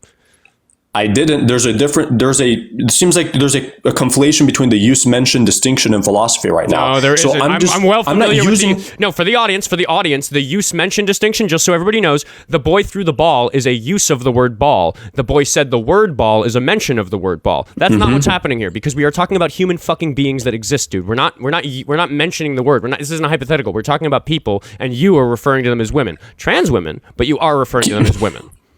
Keep in mind that when I say the word woman, I mean adult human female. So when I say the word trans woman, I'm just mentioning a label. I'm not necessarily using the word woman there, because if I was, I would be saying adult human female, which I'm not. Chat, yes or no? Chat, yes or no? Is that mental gymnastics, what my guest just said? Let me know in the chat. Seriously. And by the way, I do have one more critique, just one more critique, and we could sort of wrap it up here, because I don't want to go in circles. But I don't see this going anywhere either. Yeah, I'm kind of wrapping it up. I just want to say one more thing is, when you talk about utility justifications, right? This is something that I see be done a lot. What happens if we have a word like the word hot? All right. And Elon Musk and Donald Trump say, it would make us so happy. Like, it would inflate our ego if we just change the word hot to equal Donald Trump and Elon Musk, that we'll become really happy and we'll maybe even solve world hunger if we do this. I can give you an example. I can give you an example of that. Donald Trump redefined the word Antifa, which is an abbreviation that means that somebody is against fascism, and they redefined it as terrorism because it was useful for their little adorable little feelings, their little feelings. But that's exactly the type of bullshit you guys are up to. I hear you, but that's not exactly the case that I'm bringing, because in that case, there is no sort of utilitarian justification for that. But in the hypothetical that I was giving about Donald Trump and Elon Musk redefining the word hot, and then that makes them happy and it makes them solve world hunger, you would agree that there's tons of utility in changing this definition of the word hot, right? because they're going to save world hunger? I think that your example is so ridiculous that it's a demonstration. Oh, come on. No, I really think... the question. Ask the question again. I'm not even tracking it very well. What are they trying to do with the word hot? Donald Trump and Elon Musk, they're like, we want to redefine the word hot so that it means us. We want to inflate our ego. And here's the good thing. If you guys do change the definition, we're going to solve world hunger because we're going to be so happy about this new redefinition by Oxford or something. Do you think that we should change the definition for its utility that it's going to provide? No, then we have to talk about prescriptivist versus descriptivist definitions, because I would argue that nobody in the descriptivist way of defining words in an evolving language has the authority or power to change the definition of anything. The definition is a consensus matter among those who speak the language. And if you look at a group like Oxford or Merriam that actually track these things, when they change the most used definition of a word, that's actually what they look at. Whereas if you look at the actual Oxford OED, which is a historical record, it does a chronological record of which definitions arrived at which time. So they might get a footnote for trying to call the word hot something that refers to them, but it wouldn't actually change what the public consensus on the word is, which is why I spend so much time arguing with people about the definition of fascism, because they want to use a definition of fascism that doesn't include Elon Musk and Donald Trump, even though most people's definitions of fascism does include people like Elon Musk and Donald Trump. So you recognize that that's sort of mental gymnastics around definitions, and thinking that you can prescribe definitions instead of using definitions that describe the way that people talk. Like you're making my argument for me, dude. Okay, Oskar, I am going to have a small contention with what you just said about consensus mattering for definitions. What if we found out that in America, there's a very secluded Amish population that we didn't know about. And these are like I'm going to say hundreds of millions of people. And all of them are super trans exclusive because they're very religious. Do you think that this means that trans women are not women in the United States because the consensus is that a woman is an adult human female? I would say that that's a microcosm of language different enough that you may as well be in a different country. British people speak English, but they use certain words in different ways than we do. And it'd be silly for you to go over there and say, we outnumber you, therefore my definition is right. Linguistic definitions. Didn't you say the consensus matters? Yeah, but it's still context-based. The definitions of words are different in China than they are in the United States. I'm not going to go over there. Well, actually, there's more Chinese people than American people, so I'm not going to say that the right definition for thing are a bunch of Chinese words. It's all context-driven, dude. Even in a small sense, there are words that I say to people who I work in production with, because I do a lot of like music and like venue and like show running stuff, where like we have different words that mean particular things to us. So in a room of people I do a show with every week, those words mean something that they don't mean standing outside of that bar on the sidewalk. So like again, it's just language is complicated, but you are bending over backwards to make the definitions work for you instead of just using an honest context-given descriptivist instead of prescriptivist approach to definitions. You can't bend these things to fit what you feel about the issues, which is what I accuse you of doing. Okay, maybe I'm not tracking, but the reason that I have a contention with that is because when you say that when you answer the Trump and Elon Musk hypothetical, you said you kind of objected by saying that although there is utility in this definition changing, there's not a proper. What was that? For them, not for everybody. Well, no, because they said they're going to solve world hunger if they do change the definition of the word hot. Remember? Look, if I said, if I had a green button that when I pushed it solved world hunger, and I said that everybody now has to define we're going to switch red and blue. Everything that's red is now blue. Right. I'm wearing a blue shirt, right? Like if I said that, nobody has the power to make that the case. Everybody would have to remember. It's very hard. This is why I'm not hard on people who have a difficult time remembering to gender people correctly, because we all speak English. Right. We all have biases that determine which word falls out of our mouth, he or she. And I recognize that that's difficult to change. So what I'm saying is, while it would be nice for everybody to agree that this is a blue shirt, they're still going to slip up and accidentally say that it's a red shirt, because that's not how definitions work. It's silly what you're saying. Wait a minute. So what you're saying is that utility alone is not proper means for changing the definition of a word. Utility alone, right? Linguistic utility. So that when I say when I'm talking about the utility of a word, I'm talking about ethical utility. No, I'm talking about people knowing what you mean when you're saying, which is the utility of a word.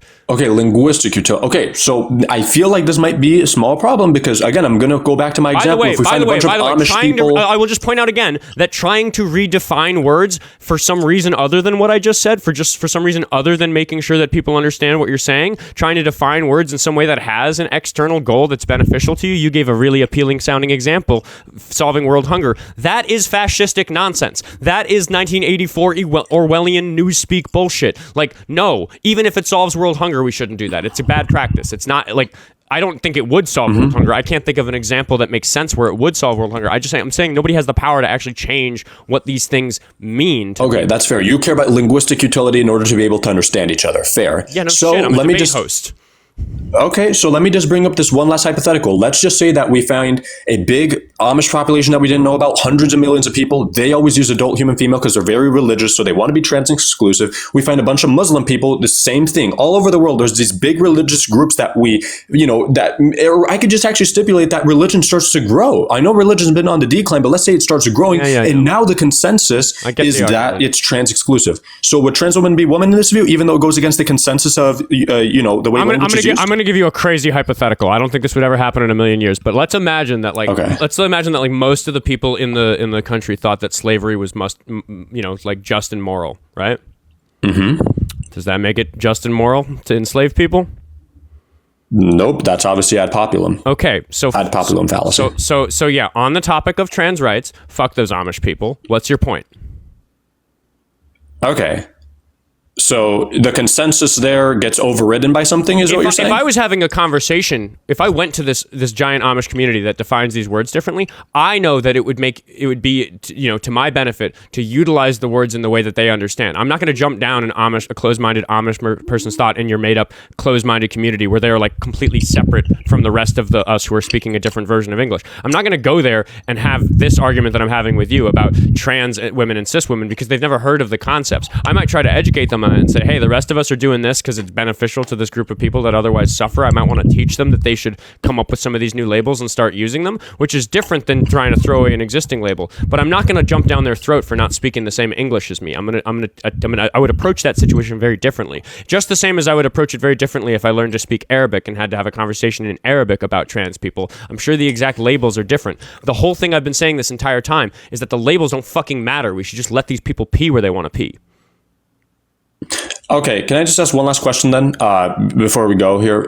So I guess since you admitted that, or not, you didn't admit because you didn't concede any points here, but since you say that ethical utility, like solving world hunger, is not alone to change the definition of a word, like in the Trump hypothetical. And you're also saying that consensus alone doesn't, quote unquote, win over the definition of a word, because in this hypothetical, most people are religious and they don't define trans woman as woman. So in what sense, or in virtue of what, does the trans inclusive definition of woman still hold, if that makes sense? You've demonstrated in this conversation that the only sensible thing to refer to them as is trans women. And I'm literally just making the semantic argument that a sensible parent category for women and for trans women and cis women as two non-overlapping groups would be to call all of them together women.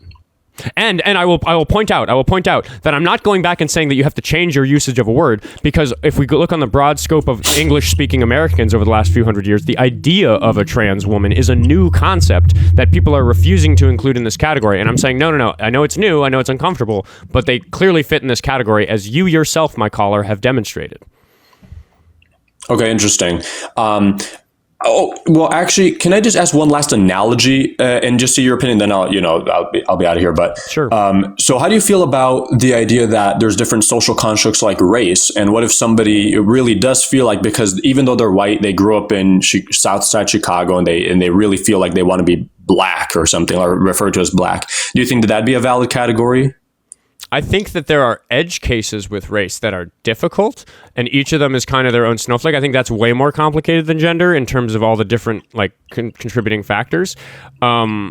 But yeah, I mean, for that, I feel it would be very case by case. I know a comedian who it presents very, very white, but I know the guy and I know where he's from, and I know that he is just a very, very light-skinned black individual. And I told him a joke in the bar. He got a big laugh because I record the video for that bar, so I have access to all of it. And we were talking about the dirt I must have on everybody, and I told him, hey man, if you don't have proof that you're black, I have a lot of dirt on you, which gets to the point of the fact that he could get in trouble for speaking the way that he does, because the guy looks like he could be my cousin, but he's a black dude. So I recognize that there are edge cases that are complicated. I know a guy who's 1/16 Native American, but he kind of takes it seriously because, as it would happen, it's that great grandparents' family traditions that he's followed. So he actually has a really good case for it. He actually indulges in the culture and is knowledgeable about it, and really identifies with it in a way that's valid, more so than just what his biological makeup is. Fucking race and ethnicity, messier topic, less contentious at the moment in terms of definitions than trans rights. But that kind of gets to the point about how none of this should be contentious. Who cares if my friend who presents white is black or not? At the end of the day, he's from a place where people talk like that, and he's a nice guy. Like what is it all? Like, none of this shit matters, dude. We should just be nice to people. That's the bottom line. Oh, okay. Well, I appreciate that. All right. Well, Trump 2028. I appreciate the conversation. Fucking unconstitutional, man. What? You could overturn the 22nd Amendment. That could be constitutional. You could overturn amendments. Yeah, you could overturn them all. Exactly. Yeah, so I don't think that you should be able to say what you want. I don't think you should be able to own guns. I don't think you should be safe in your home. I don't think that you should get due process. Because you know what? Those are okay things for me to say. Well, you're a bad person. Well, but we could overturn those amendments, couldn't we? Yeah, but I have a preference for you not doing that. I'm a subjectivist. Oh yeah.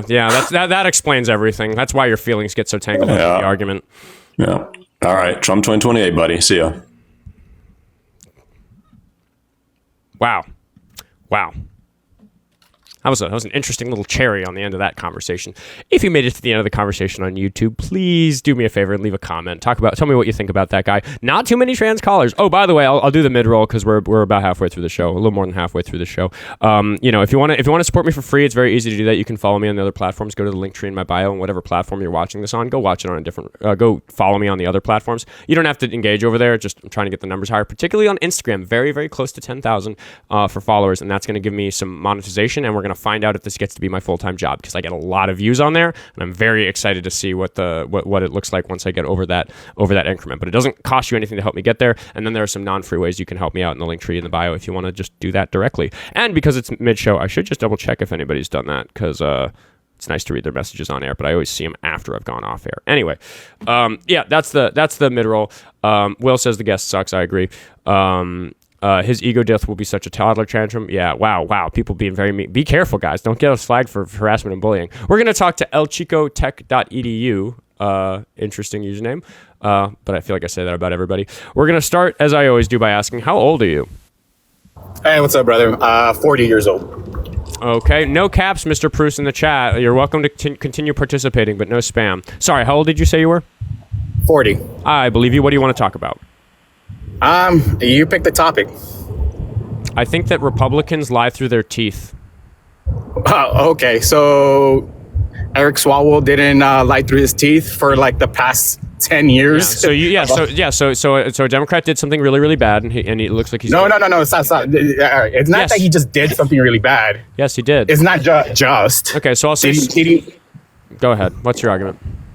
Did he not just commit sexual assault and has several individuals who came publicly to say, hey, he did some stuff against me? Yeah, that's very, very bad that he did that. I'll amend my statement. Most Republicans lie through their teeth all the time on purpose, and generally Democratic elected officials don't do that. Usually. Generally, they don't. I just gave you a big example. Yeah, one big example doesn't mean generally. Would you say that? Would you say that most Democratic politicians are sexual offenders? So what about the congresswoman who has... No. I'm not interested in your whataboutism. You brought up Swalwell. Why do you think that Swalwell, as a single counterexample, is a good thing to show a general trend? What is it? Well, that's the thing. That's what I'm trying to get. There's another congresswoman who just was caught with $5 million in fraud, defrauding the taxpayers. She lied through her teeth, did she not? Yeah, Donald Trump is a convicted fraudster with 34 counts for it. All of them felonies. 34 counts? 30 of what? Right. Of what exactly? Fraud. What fraud? What was the fraud? Falsifying business documents. What were they? Checks? No. And invoices? Some of them, they were for various things, but no, there were 34. Well, they were for ledger issues. Yeah, I'm trying to answer your question, dude. Let me talk. Because I do know. You're talking over me to make it look like I don't know the answer to your question, but I do, because the 34 counts were for different things, but a lot of them were for things like falsifying documents that show the square footage of a property, thus inflating the presented value of that property to convince a bank to give them a better loan on the property, using the property as a collateral. So like things like that, but there are 34 of them, so it's not a single answer. There's a bunch of stuff in there. Well, that's the thing. Within those 34, all 34 counts were based on ledger issues. Okay, and instead of getting finding lost out in the the weeds, what I'm going to say is that we could both give. Well, no, it's not lost in the weeds.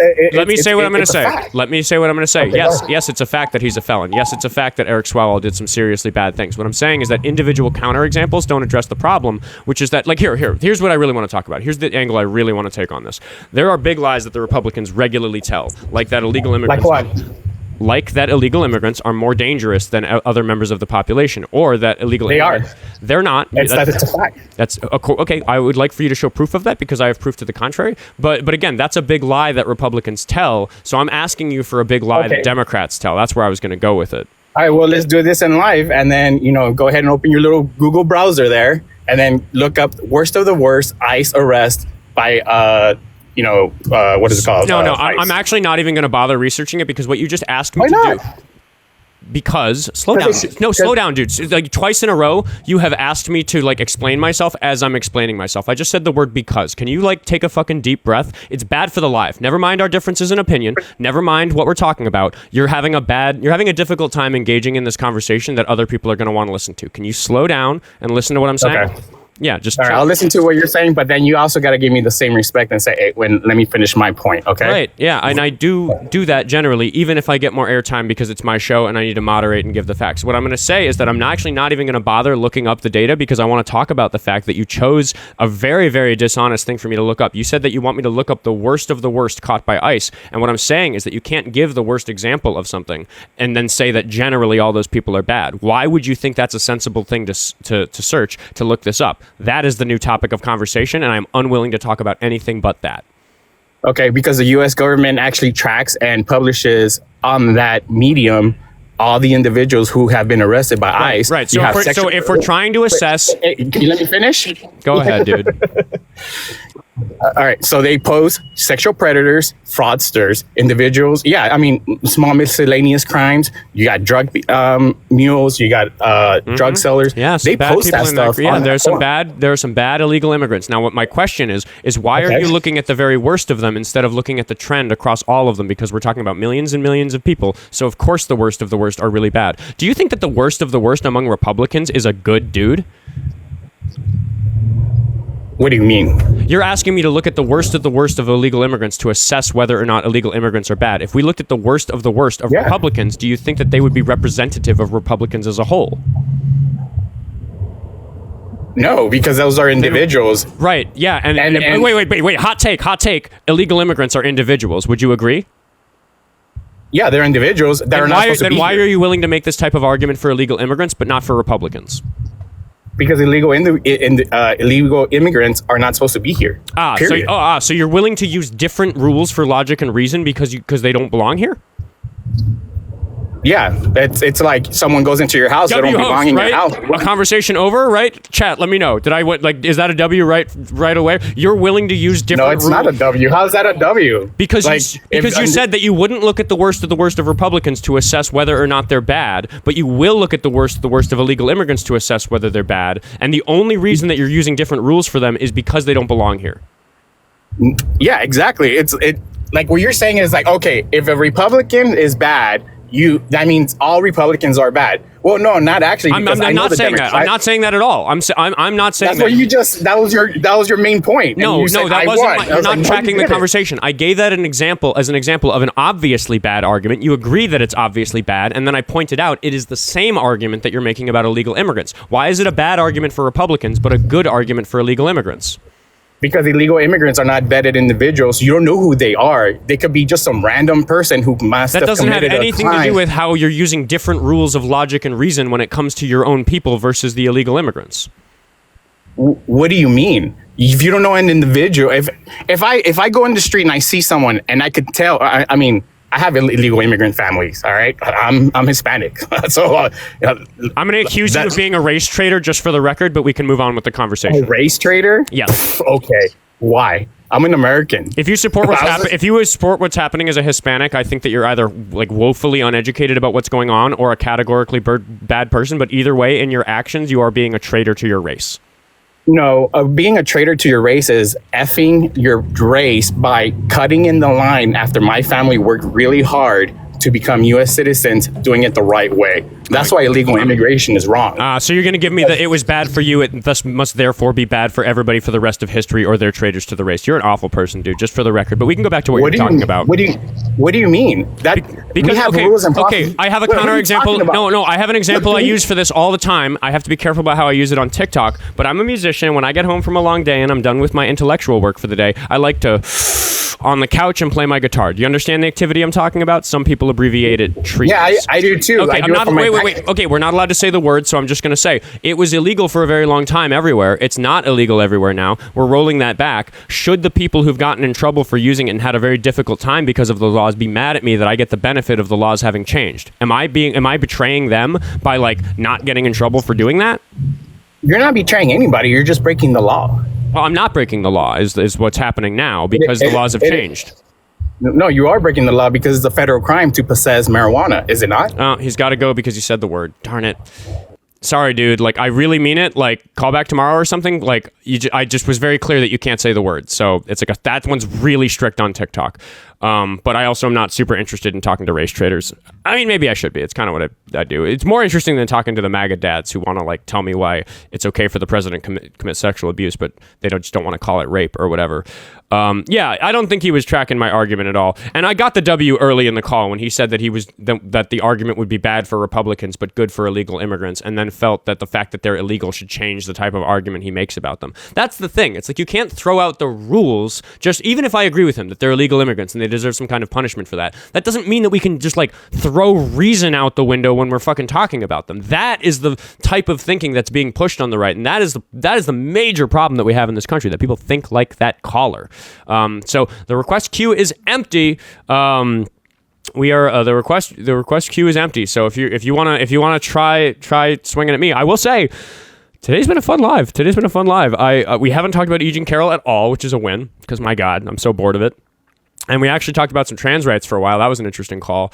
Will says I warned him, and it's almost like he did it on purpose. I would say that I don't think he did it on purpose. I just think that people don't recognize how difficult it is to do this. So people don't recognize how difficult it is to very carefully not say anything incorrectly, which I do all the time. I mean, I'm posting these podcasts as like full VODs on YouTube now. I've switched from doing individual calls to like, I'm just good at this enough now that people are willing to listen to the whole thing, which is why I'm really urging people to call in because I don't want as much dead air.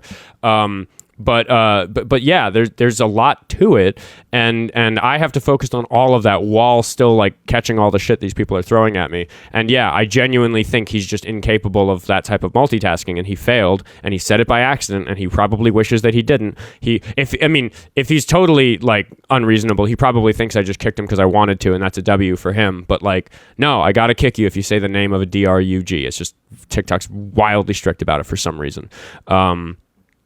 We should check the acoustics in your room. Ashley, why are you saying that? Do I have sound issues? I do have a problem where I'm often quiet against the guests, and I fix that in post. And I have been like asking some of the other hosts on how to address that. I might need to get like a compressor like installed between my interface and the computer or something.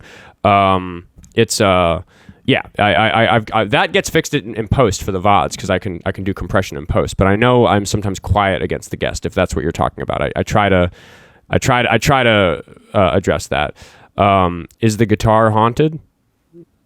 Maybe. I don't know. I don't know its history.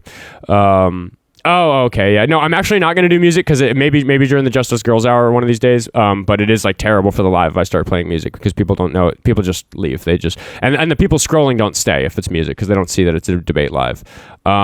Bori wants to make a suggestion for the next sign. I've got my Post-its out. Absolutely. I always encourage people to tell me what they think good prompts are because I'm always just doing it kind of how I feel. But whenever I stumble upon a really good prompt, I think today's prompt was pretty good, where we actually get like more interesting conversations from it. That's good. And I'm going to run out of ideas eventually. I haven't yet. By the way, coming soon for my super fans, you will be able to purchase a signed Oskar Quentin sign with a personal note on it. That's like some people have requested that, so I'm going to make it happen for probably, I'm thinking maybe $10 a piece to start, and if that doesn't work, we'll go down to $5. But yeah, I think I'm gonna make like a little store where you can buy the signs, because I've kept them all. So if you've got a favorite one from a particular video or something, you can definitely reach out, because so far none of them in particular are spoken for. Yeah, I've got people who would buy, so I'm gonna start advertising that, and hopefully in the next week or so. Because for me as a creator, in terms of monetizing this, it's a great way to monetize it, because they are just, I just make one every day, and I had the afterthought of like, oh, how fun these are. I'll make a stack of them and do something with them. But it cost me a postage stamp to mail one to somebody. So it's like, in terms of overhead, it's like, oh, thank you for the level up. Appreciate that. Will's really MVP in terms of supporting the live stream. He's up there. I think that'll fuel MAGA. Wait, what did he say? Bori said, I think that'll fuel MAGA to request up. Bori, TikTok might have hidden your comment, because I see your first one and then your second one, and there's not one in between. Yeah. So if you want to message it to me, I do read my messages, not frequently on TikTok. I churn through them periodically. But yeah, to the person saying that they have 3 guitars hanging in the room, yeah, this would be a lot like crummier place to sit if I didn't have my instruments, because they soothe me after all this difficulty. I think today I shall play my baritone guitar, because I'm having somebody over to write some music later, and I want to write some music for my baritone guitar. But yeah, I've got the assortment here. Anyway, you gotta love TikTok. Yeah. If TikTok is censoring the sign ideas, just message it to me. We got a gorgeous Czar acoustic. Look them up. Czar acoustic. I'll make a tab, and then that means I'll look at it later, because it's probably not a good use of the live. But we might be approaching the Just Us Girls hour, which if we don't get a call between now and 12, I probably, because it's 11:37, I probably will just wrap it then. But if we get another call, then I'll do the Just Us Girls hour after that. But Just Us Girls is when I just like hang out with the chat, and I like stop stressing about the views and stuff, because good live so far. I really think that those were, it's like such a smarmy, smell my own fart sort of thing. But when I'm editing these things, I have to proof check them to like make sure if there's any little minor edits or corrections I need to make, I can do that. But I do just catch myself listening, and I'm like, hey, I'm doing a good job. But yeah, of course I like the sound of my own voice. I'm a performer. I'm an entertainer, and I'm doing this, and you kind of have to. But I've gotten good enough at this that it's less insufferable to listen to myself doing it after the fact when I'm editing, because I'm able to keep the dead air up and all that stuff. Piano has been really, really awesome for my music theory understanding. Like, as a performer, I generally just play guitar and sing, but like, I really didn't get my head around music theory until I started playing piano. And it is one of my many side projects, tech projects in the background for running these lives, to get my like interface and DAW piped to TikTok Live, because right now it's just this microphone. Like, the whole music setup isn't piped into TikTok Live, because everybody wants me to do music during the Just Us Girls hour, and I do want to do that. I just care about it sounding good, because I'm trying to put on a good show. So if the reason it's bad is like technology, that's a real L. If the reason it's bad is because I'm not performing well, then that's fine. I just want to give myself the best shot possible. So I got to figure out how to like get a mixed audio like track sent to TikTok Live, so that I can balance my guitar to my vocals and stuff like that. But if you want to be a super fan and become friends with me on here, maybe message me and you can be in the private live that'll eventually happen, where I test that out. Please remind Virginia voters to go and vote today and vote yes. If you're in Virginia, go vote. If there's a local election of any kind happening where you live, pay attention to that stuff. You should know what your next polling day is. Wherever you live, go vote. Whatever you believe, go vote. I think people going and voting is more important, which is why it's so important that the SAVE Act ran into a hitch yesterday. I'm really worried about the SAVE Act passing, and it didn't pass in the House yesterday, which means it's going to get revised, and that potentially will maybe make it less terrible, but that also might increase the likelihood of it passing, which would still be bad. So, going to keep updated on that. But for now, the SAVE Act ran into a roadblock in the House. But yeah, voting very important, and the SAVE Act is going to make it hard for lots of people to vote. Vote early, vote often. Bring your friends. And I got lots of friends online, so I should scream that from the rooftops. All of you, go vote, go vote, go vote, go vote. Gosmarin's talking about playing the viola. I have a friend who plays violin, and she brings it by every now and then. I love trying on it, because I'm good enough at music now that I can understand, like, my even without thinking too hard about the fact that it's tuned in fifths or whatever, and like, you know, like actually trying to map what I'm doing, like I can just kind of by feel and ear find some of the notes I'm looking for on it. Very, very exciting to be getting good enough at music that I can pick up just about any instrument and play something on it. Not beautifully, not well, just like, you know, I can find Happy Birthday or whatever, Mary Had a Little Lamb, Twinkle Twinkle Little Star. It's like easy to find those melodies on any instrument for me because my ear can just find a C major scale or whatever major scale. Anyway, if voting wasn't important, they wouldn't try to make it more difficult. Yeah, they're awfully worried about it. They're awfully worried about it. Taking piano lessons young helped me so much. I chose violin because I'm a masochist. Yeah, violin is hard. Sorry, my phone's blowing up. Let's see. Did I get doxxed?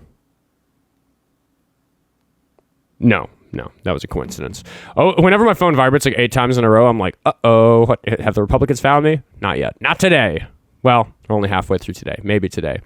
Gossamer started playing in middle school and could barely reach the strings because the viola was too big. Yeah, I'm lucky for being so big and tall. Chill out, Noodle. I got these long, spindly fingers. Somebody in the chat earlier said my hands look strong, and they are because I'm a musician. It's good for hand strength, good for dexterity, good for longevity, good for mental acuity. Music's great. Music's been so wonderful. I had a couple difficult years of my life in my mid-20s, and I'm very, very glad that the thing I decided to get serious about hobby-wise after all that was over was music. So I started playing guitar, and that made a difference. Nothing pushes content faster than MAGA hate. Yeah, you know, there's I talk about it a lot on here, but there's that I'm working the grift, you know. I have to respect intellectual and journalistic integrity first. So I can't lie, I can't break the rules, I can't say things I don't believe in. I can't operate in ways that I don't think are moral. But I do have to not follow all of my intuitions. I have to behave in a way that is entertaining, or else the show doesn't work. And it's working great. Noodle, chill out. Sorry for my dog barking. There's a dog in the hallway right now. I can hear it. Noodle, everything's okay. Noodle, why don't you come up here? Why don't you say hi to the chat? Come on, Noodle. Come on. Yeah. Come on. All the way. Oh, there you go. Do you feel better now, silly? She's very concerned about the dog in the hallway. For she is an alert dog. I will say, given the threats I get to my life every day. Ooh, hold on. I think I'm actually...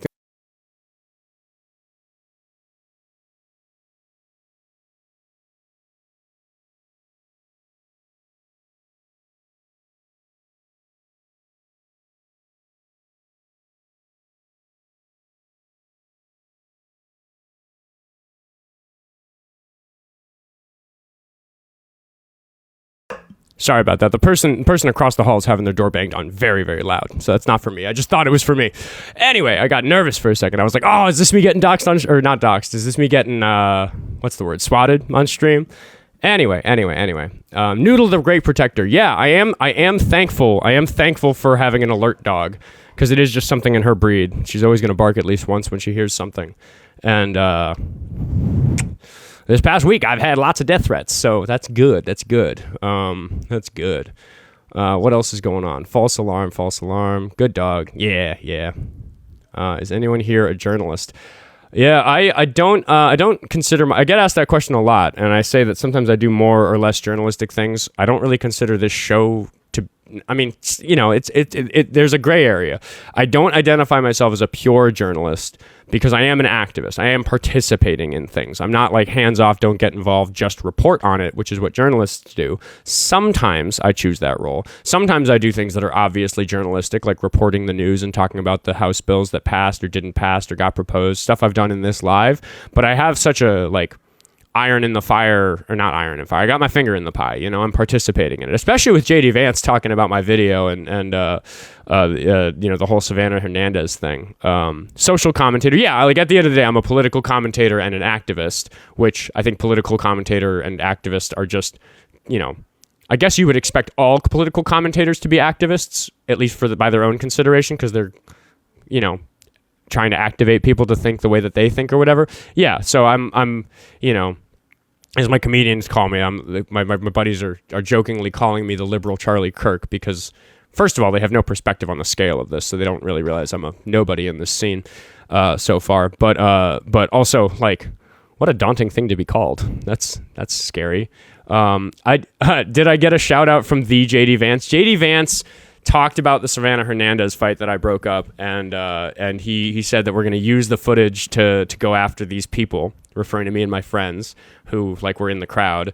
And the footage that was playing on the screen on the news while he was saying that was footage that came off of my phone. It was my footage of the fight. So, like, I mean, not me personally by name, but he is talking about this debacle that I got tangled up in with Savannah Hernandez. I'm continuing to work in the background on getting more content about that out. It is very complicated and touchy legally, though I am happy that the Minnesota Angry family has been public facing. Their lawyers like calling into shows, and we're actually going to have them on this show. I'm thinking probably not during the 10 to 2 block. I think I'm going to like have this be like a Sunday evening stream or something this coming week. I haven't confirmed times with them, but yeah, I mean, I'm all about just talking openly and honestly about this, which is why I didn't take my footage down, even though lots of people wanted me to. But we gotta not be like the right. I can't do footage takedowns for the right or for the left if I'm not going to do it for the right. I gotta just, if you're watching the Oskar Quentin show and you're following me to a protest and you're watching my coverage of that, you got to know that you're going to see what I see. I'm not gonna shape the narrative in favor of my side on here. Can you make a video? Because I don't even know who that is and what protest or whatever. Yeah, you can. It doesn't do well on Instagram or on TikTok because of like TOS stuff. But if you want to hit the link tree in my bio, there are some very trolly videos that have been posted to my Instagram account by my buddy Derek, which do lay out like roughly what happened. But his videos are kind of like, you know, hit piece trolls, which are not dishonest, but they're not like comprehensive journalism. I am gonna work on putting. Ashley, why do you keep saying we should check the acoustics in your room? I don't. Are you just wanting me to sing? Is that what you mean by that? I answered that. I'm working on doing some music stuff on here. I just have some tech problems to solve. But yeah, so if you do go watch that series of 3 videos in order, it will give you kind of an idea of what's going on. But basically, a Turning Point USA reporter went to the Whipple building, which is the federal building that ICE operates out of here in Minneapolis. I was there that day attending like a planned protest, which was just like a kind of a party. We like were hitting a piñata and stuff, like a Trump piñata, and dancing and singing silly songs and stuff like that. And this Turning Point USA correspondent, Savannah Hernandez, showed up and agitated the crowd as they do. And my stance on it right now, which has evolved some, I've been listening back to the podcast over the last week as I edit it to finally get it all pushed to YouTube. And I'm like disappointed in my own inconsistency on it, because what I have been consistent from the beginning on is that it's very bad, some of the things that the members of that family did, particularly Chris shoving her as hard as he did, or like at all. Like it was unnecessary and bad. And then also like Paige kind of like, you know, wanting the fight to start, I think. But Savannah also wanted the fight to start. She sucks. She's a Nazi. She's like, this is a person who's working actively against democracy in America. So like, that's kind of my ethical position on it. Legally, I've kind of flip-flopped on whether or not these assault charges are going to stick. But I have steadfastly from the beginning said that it's ridiculous that JD Vance is sending the FBI after us for a parking lot scrap when we at the Whipple are no strangers to people coming. I knew I was going to get the harassment and bullying restriction. That's okay. I'm just going to stick it out. And we're going to wrap the live here just talking to you guys. Not worth restarting the live for that. I got to be so careful about talking about Savannah Hernandez. That's why our troll videos aren't on TikTok, because I think Derek's might be, but like I gotta watch what I say about her on here because it's harassment and bullying. But yeah, she's subverting democracy in America.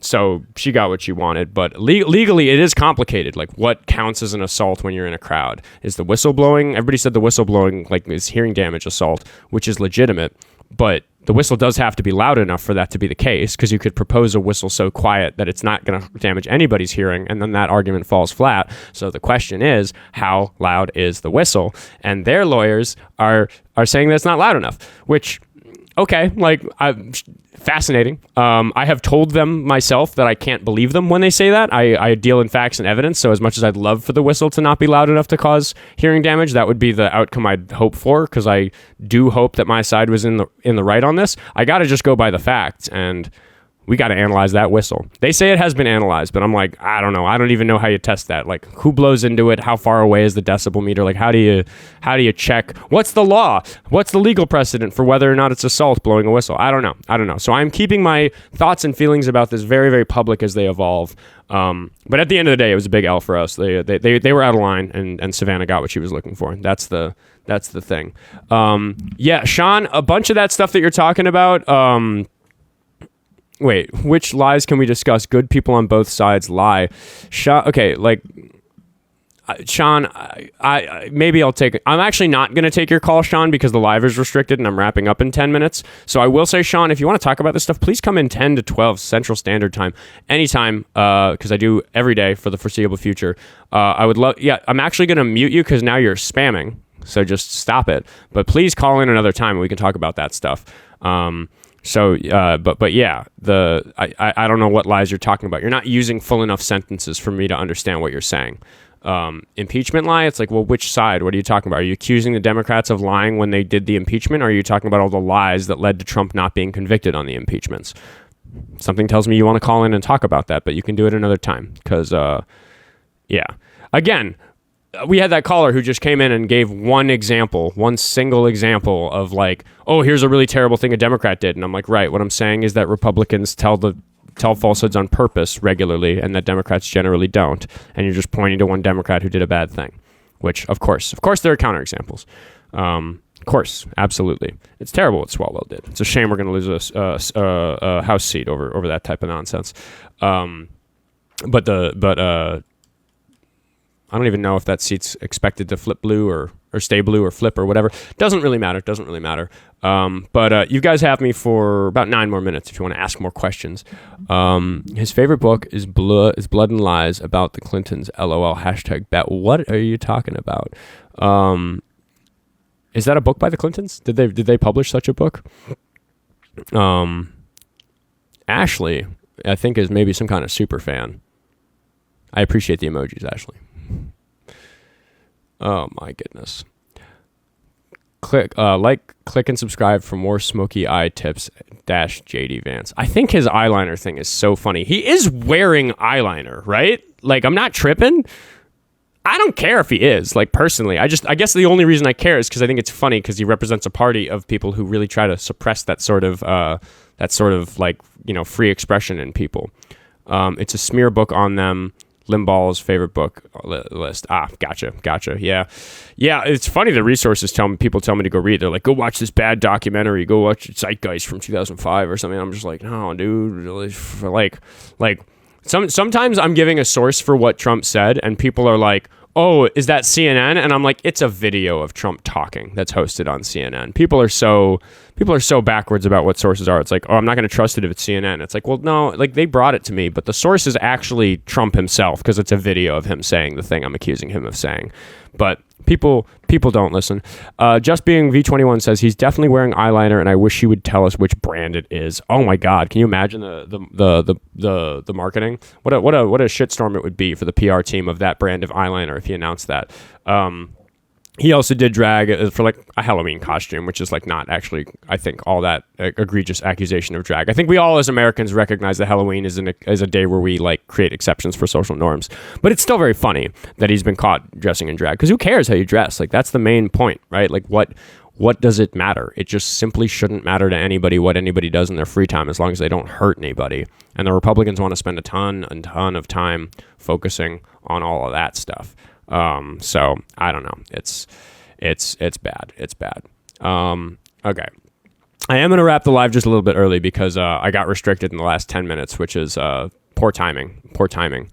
Oh no, you know what? I am going to, this is totally just to fill air. So sorry if you're still listening on YouTube, but I am going to talk for 4.5 more minutes to cross 2 hours for the live goals, because it helps.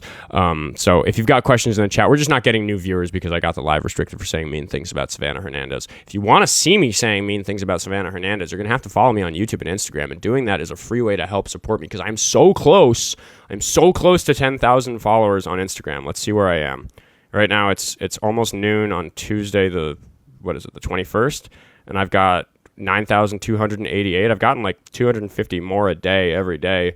So I'm hoping to have 10K by the end of the week so I can start figuring out this monetization stuff. I had a couple days this week where I got like 1,000 followers a day because of some of the content blowing up. I had a debate video that got like 2 million views or something, so that's pretty crazy. But yeah, I'm hoping to get to 10K on there. So if you're not following me on Instagram, you can do your part.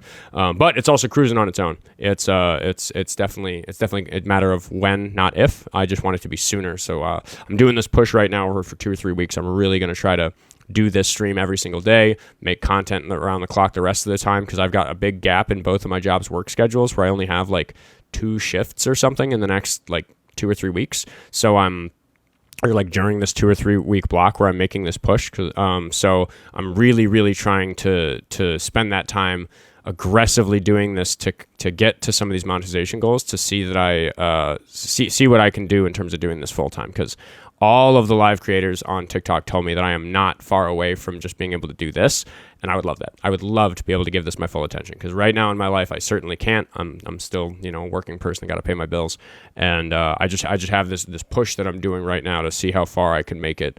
It's going great. So thanks to everybody. Thanks to all the moderators, Mama, Avery, Gossamer, and the gifters like Will, all the people whose usernames I recognize in the chat that I see. I'm starting to have those daily live joins where I see, I get in the first 20 minutes, it's like, all my friends show up. It's great. Fire. I can never read that username because of the font. Is it Fari? How do I pronounce that username? Whoever you are, you appreciate me all the way from the Bible Belt. Yeah, it's cool, and I do think that I'm doing something a little bit special, which is that I do the debate live thing, but I don't know of anybody in the debate live scene that does also on the ground content. I just happen to live in Minneapolis, so I go to these things. So it's been interesting to have people around me slowly realize that I'm both people. I'm the guy who does the debate lives that have the clips that are doing well on Instagram, but I'm also the guy who goes to the Whipple and gets the crazy footage when there's a bunch of stuff. Oh, it's Tori. Gotcha. Yeah, sorry.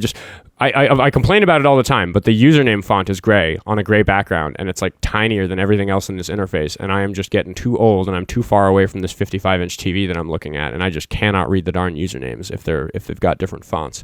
But yeah, I am doing both. I'm doing on the ground like ICE content, protest content, scuffle with Turning Point USA correspondent content, but then also I sit here as a default and do that every day.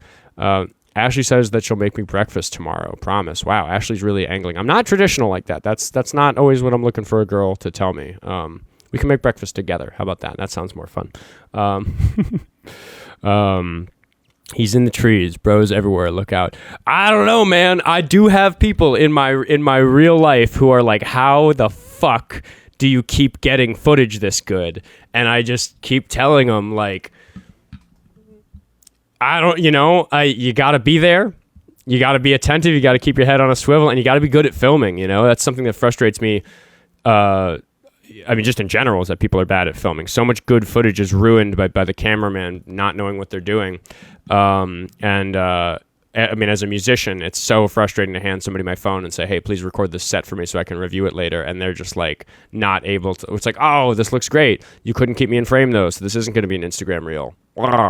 Yeah, showing up is 80%. Absolutely, right? Like, I got to not be lazy. I got to get up and go to the Whipple on the days that I'm supposed to. And then in those moments, I need to I remember the moment I made the decision where I was like, this Savannah chick is going to be the story. I got to stick to her like glue. And then for like 20 minutes, I stood next to her filming, which is why I got a bunch of the lead up to the fight. But yeah, you just got to be there. Would I recommend investing in a good camera instead of using an iPhone? Well, iPhones are really good for. I don't have a good camera. I just invested in a iPhone 17, which I needed a new phone anyway. I had a nicer phone that I lost at a music festival last year, and I just finally got it replaced. So the phone is great because it is also a nice editing studio to get stuff up for vertical content on social media right away, and that helps quite a lot. And I have a second phone so I can stream, because I kept the previous phone so I can stream and film at the same time.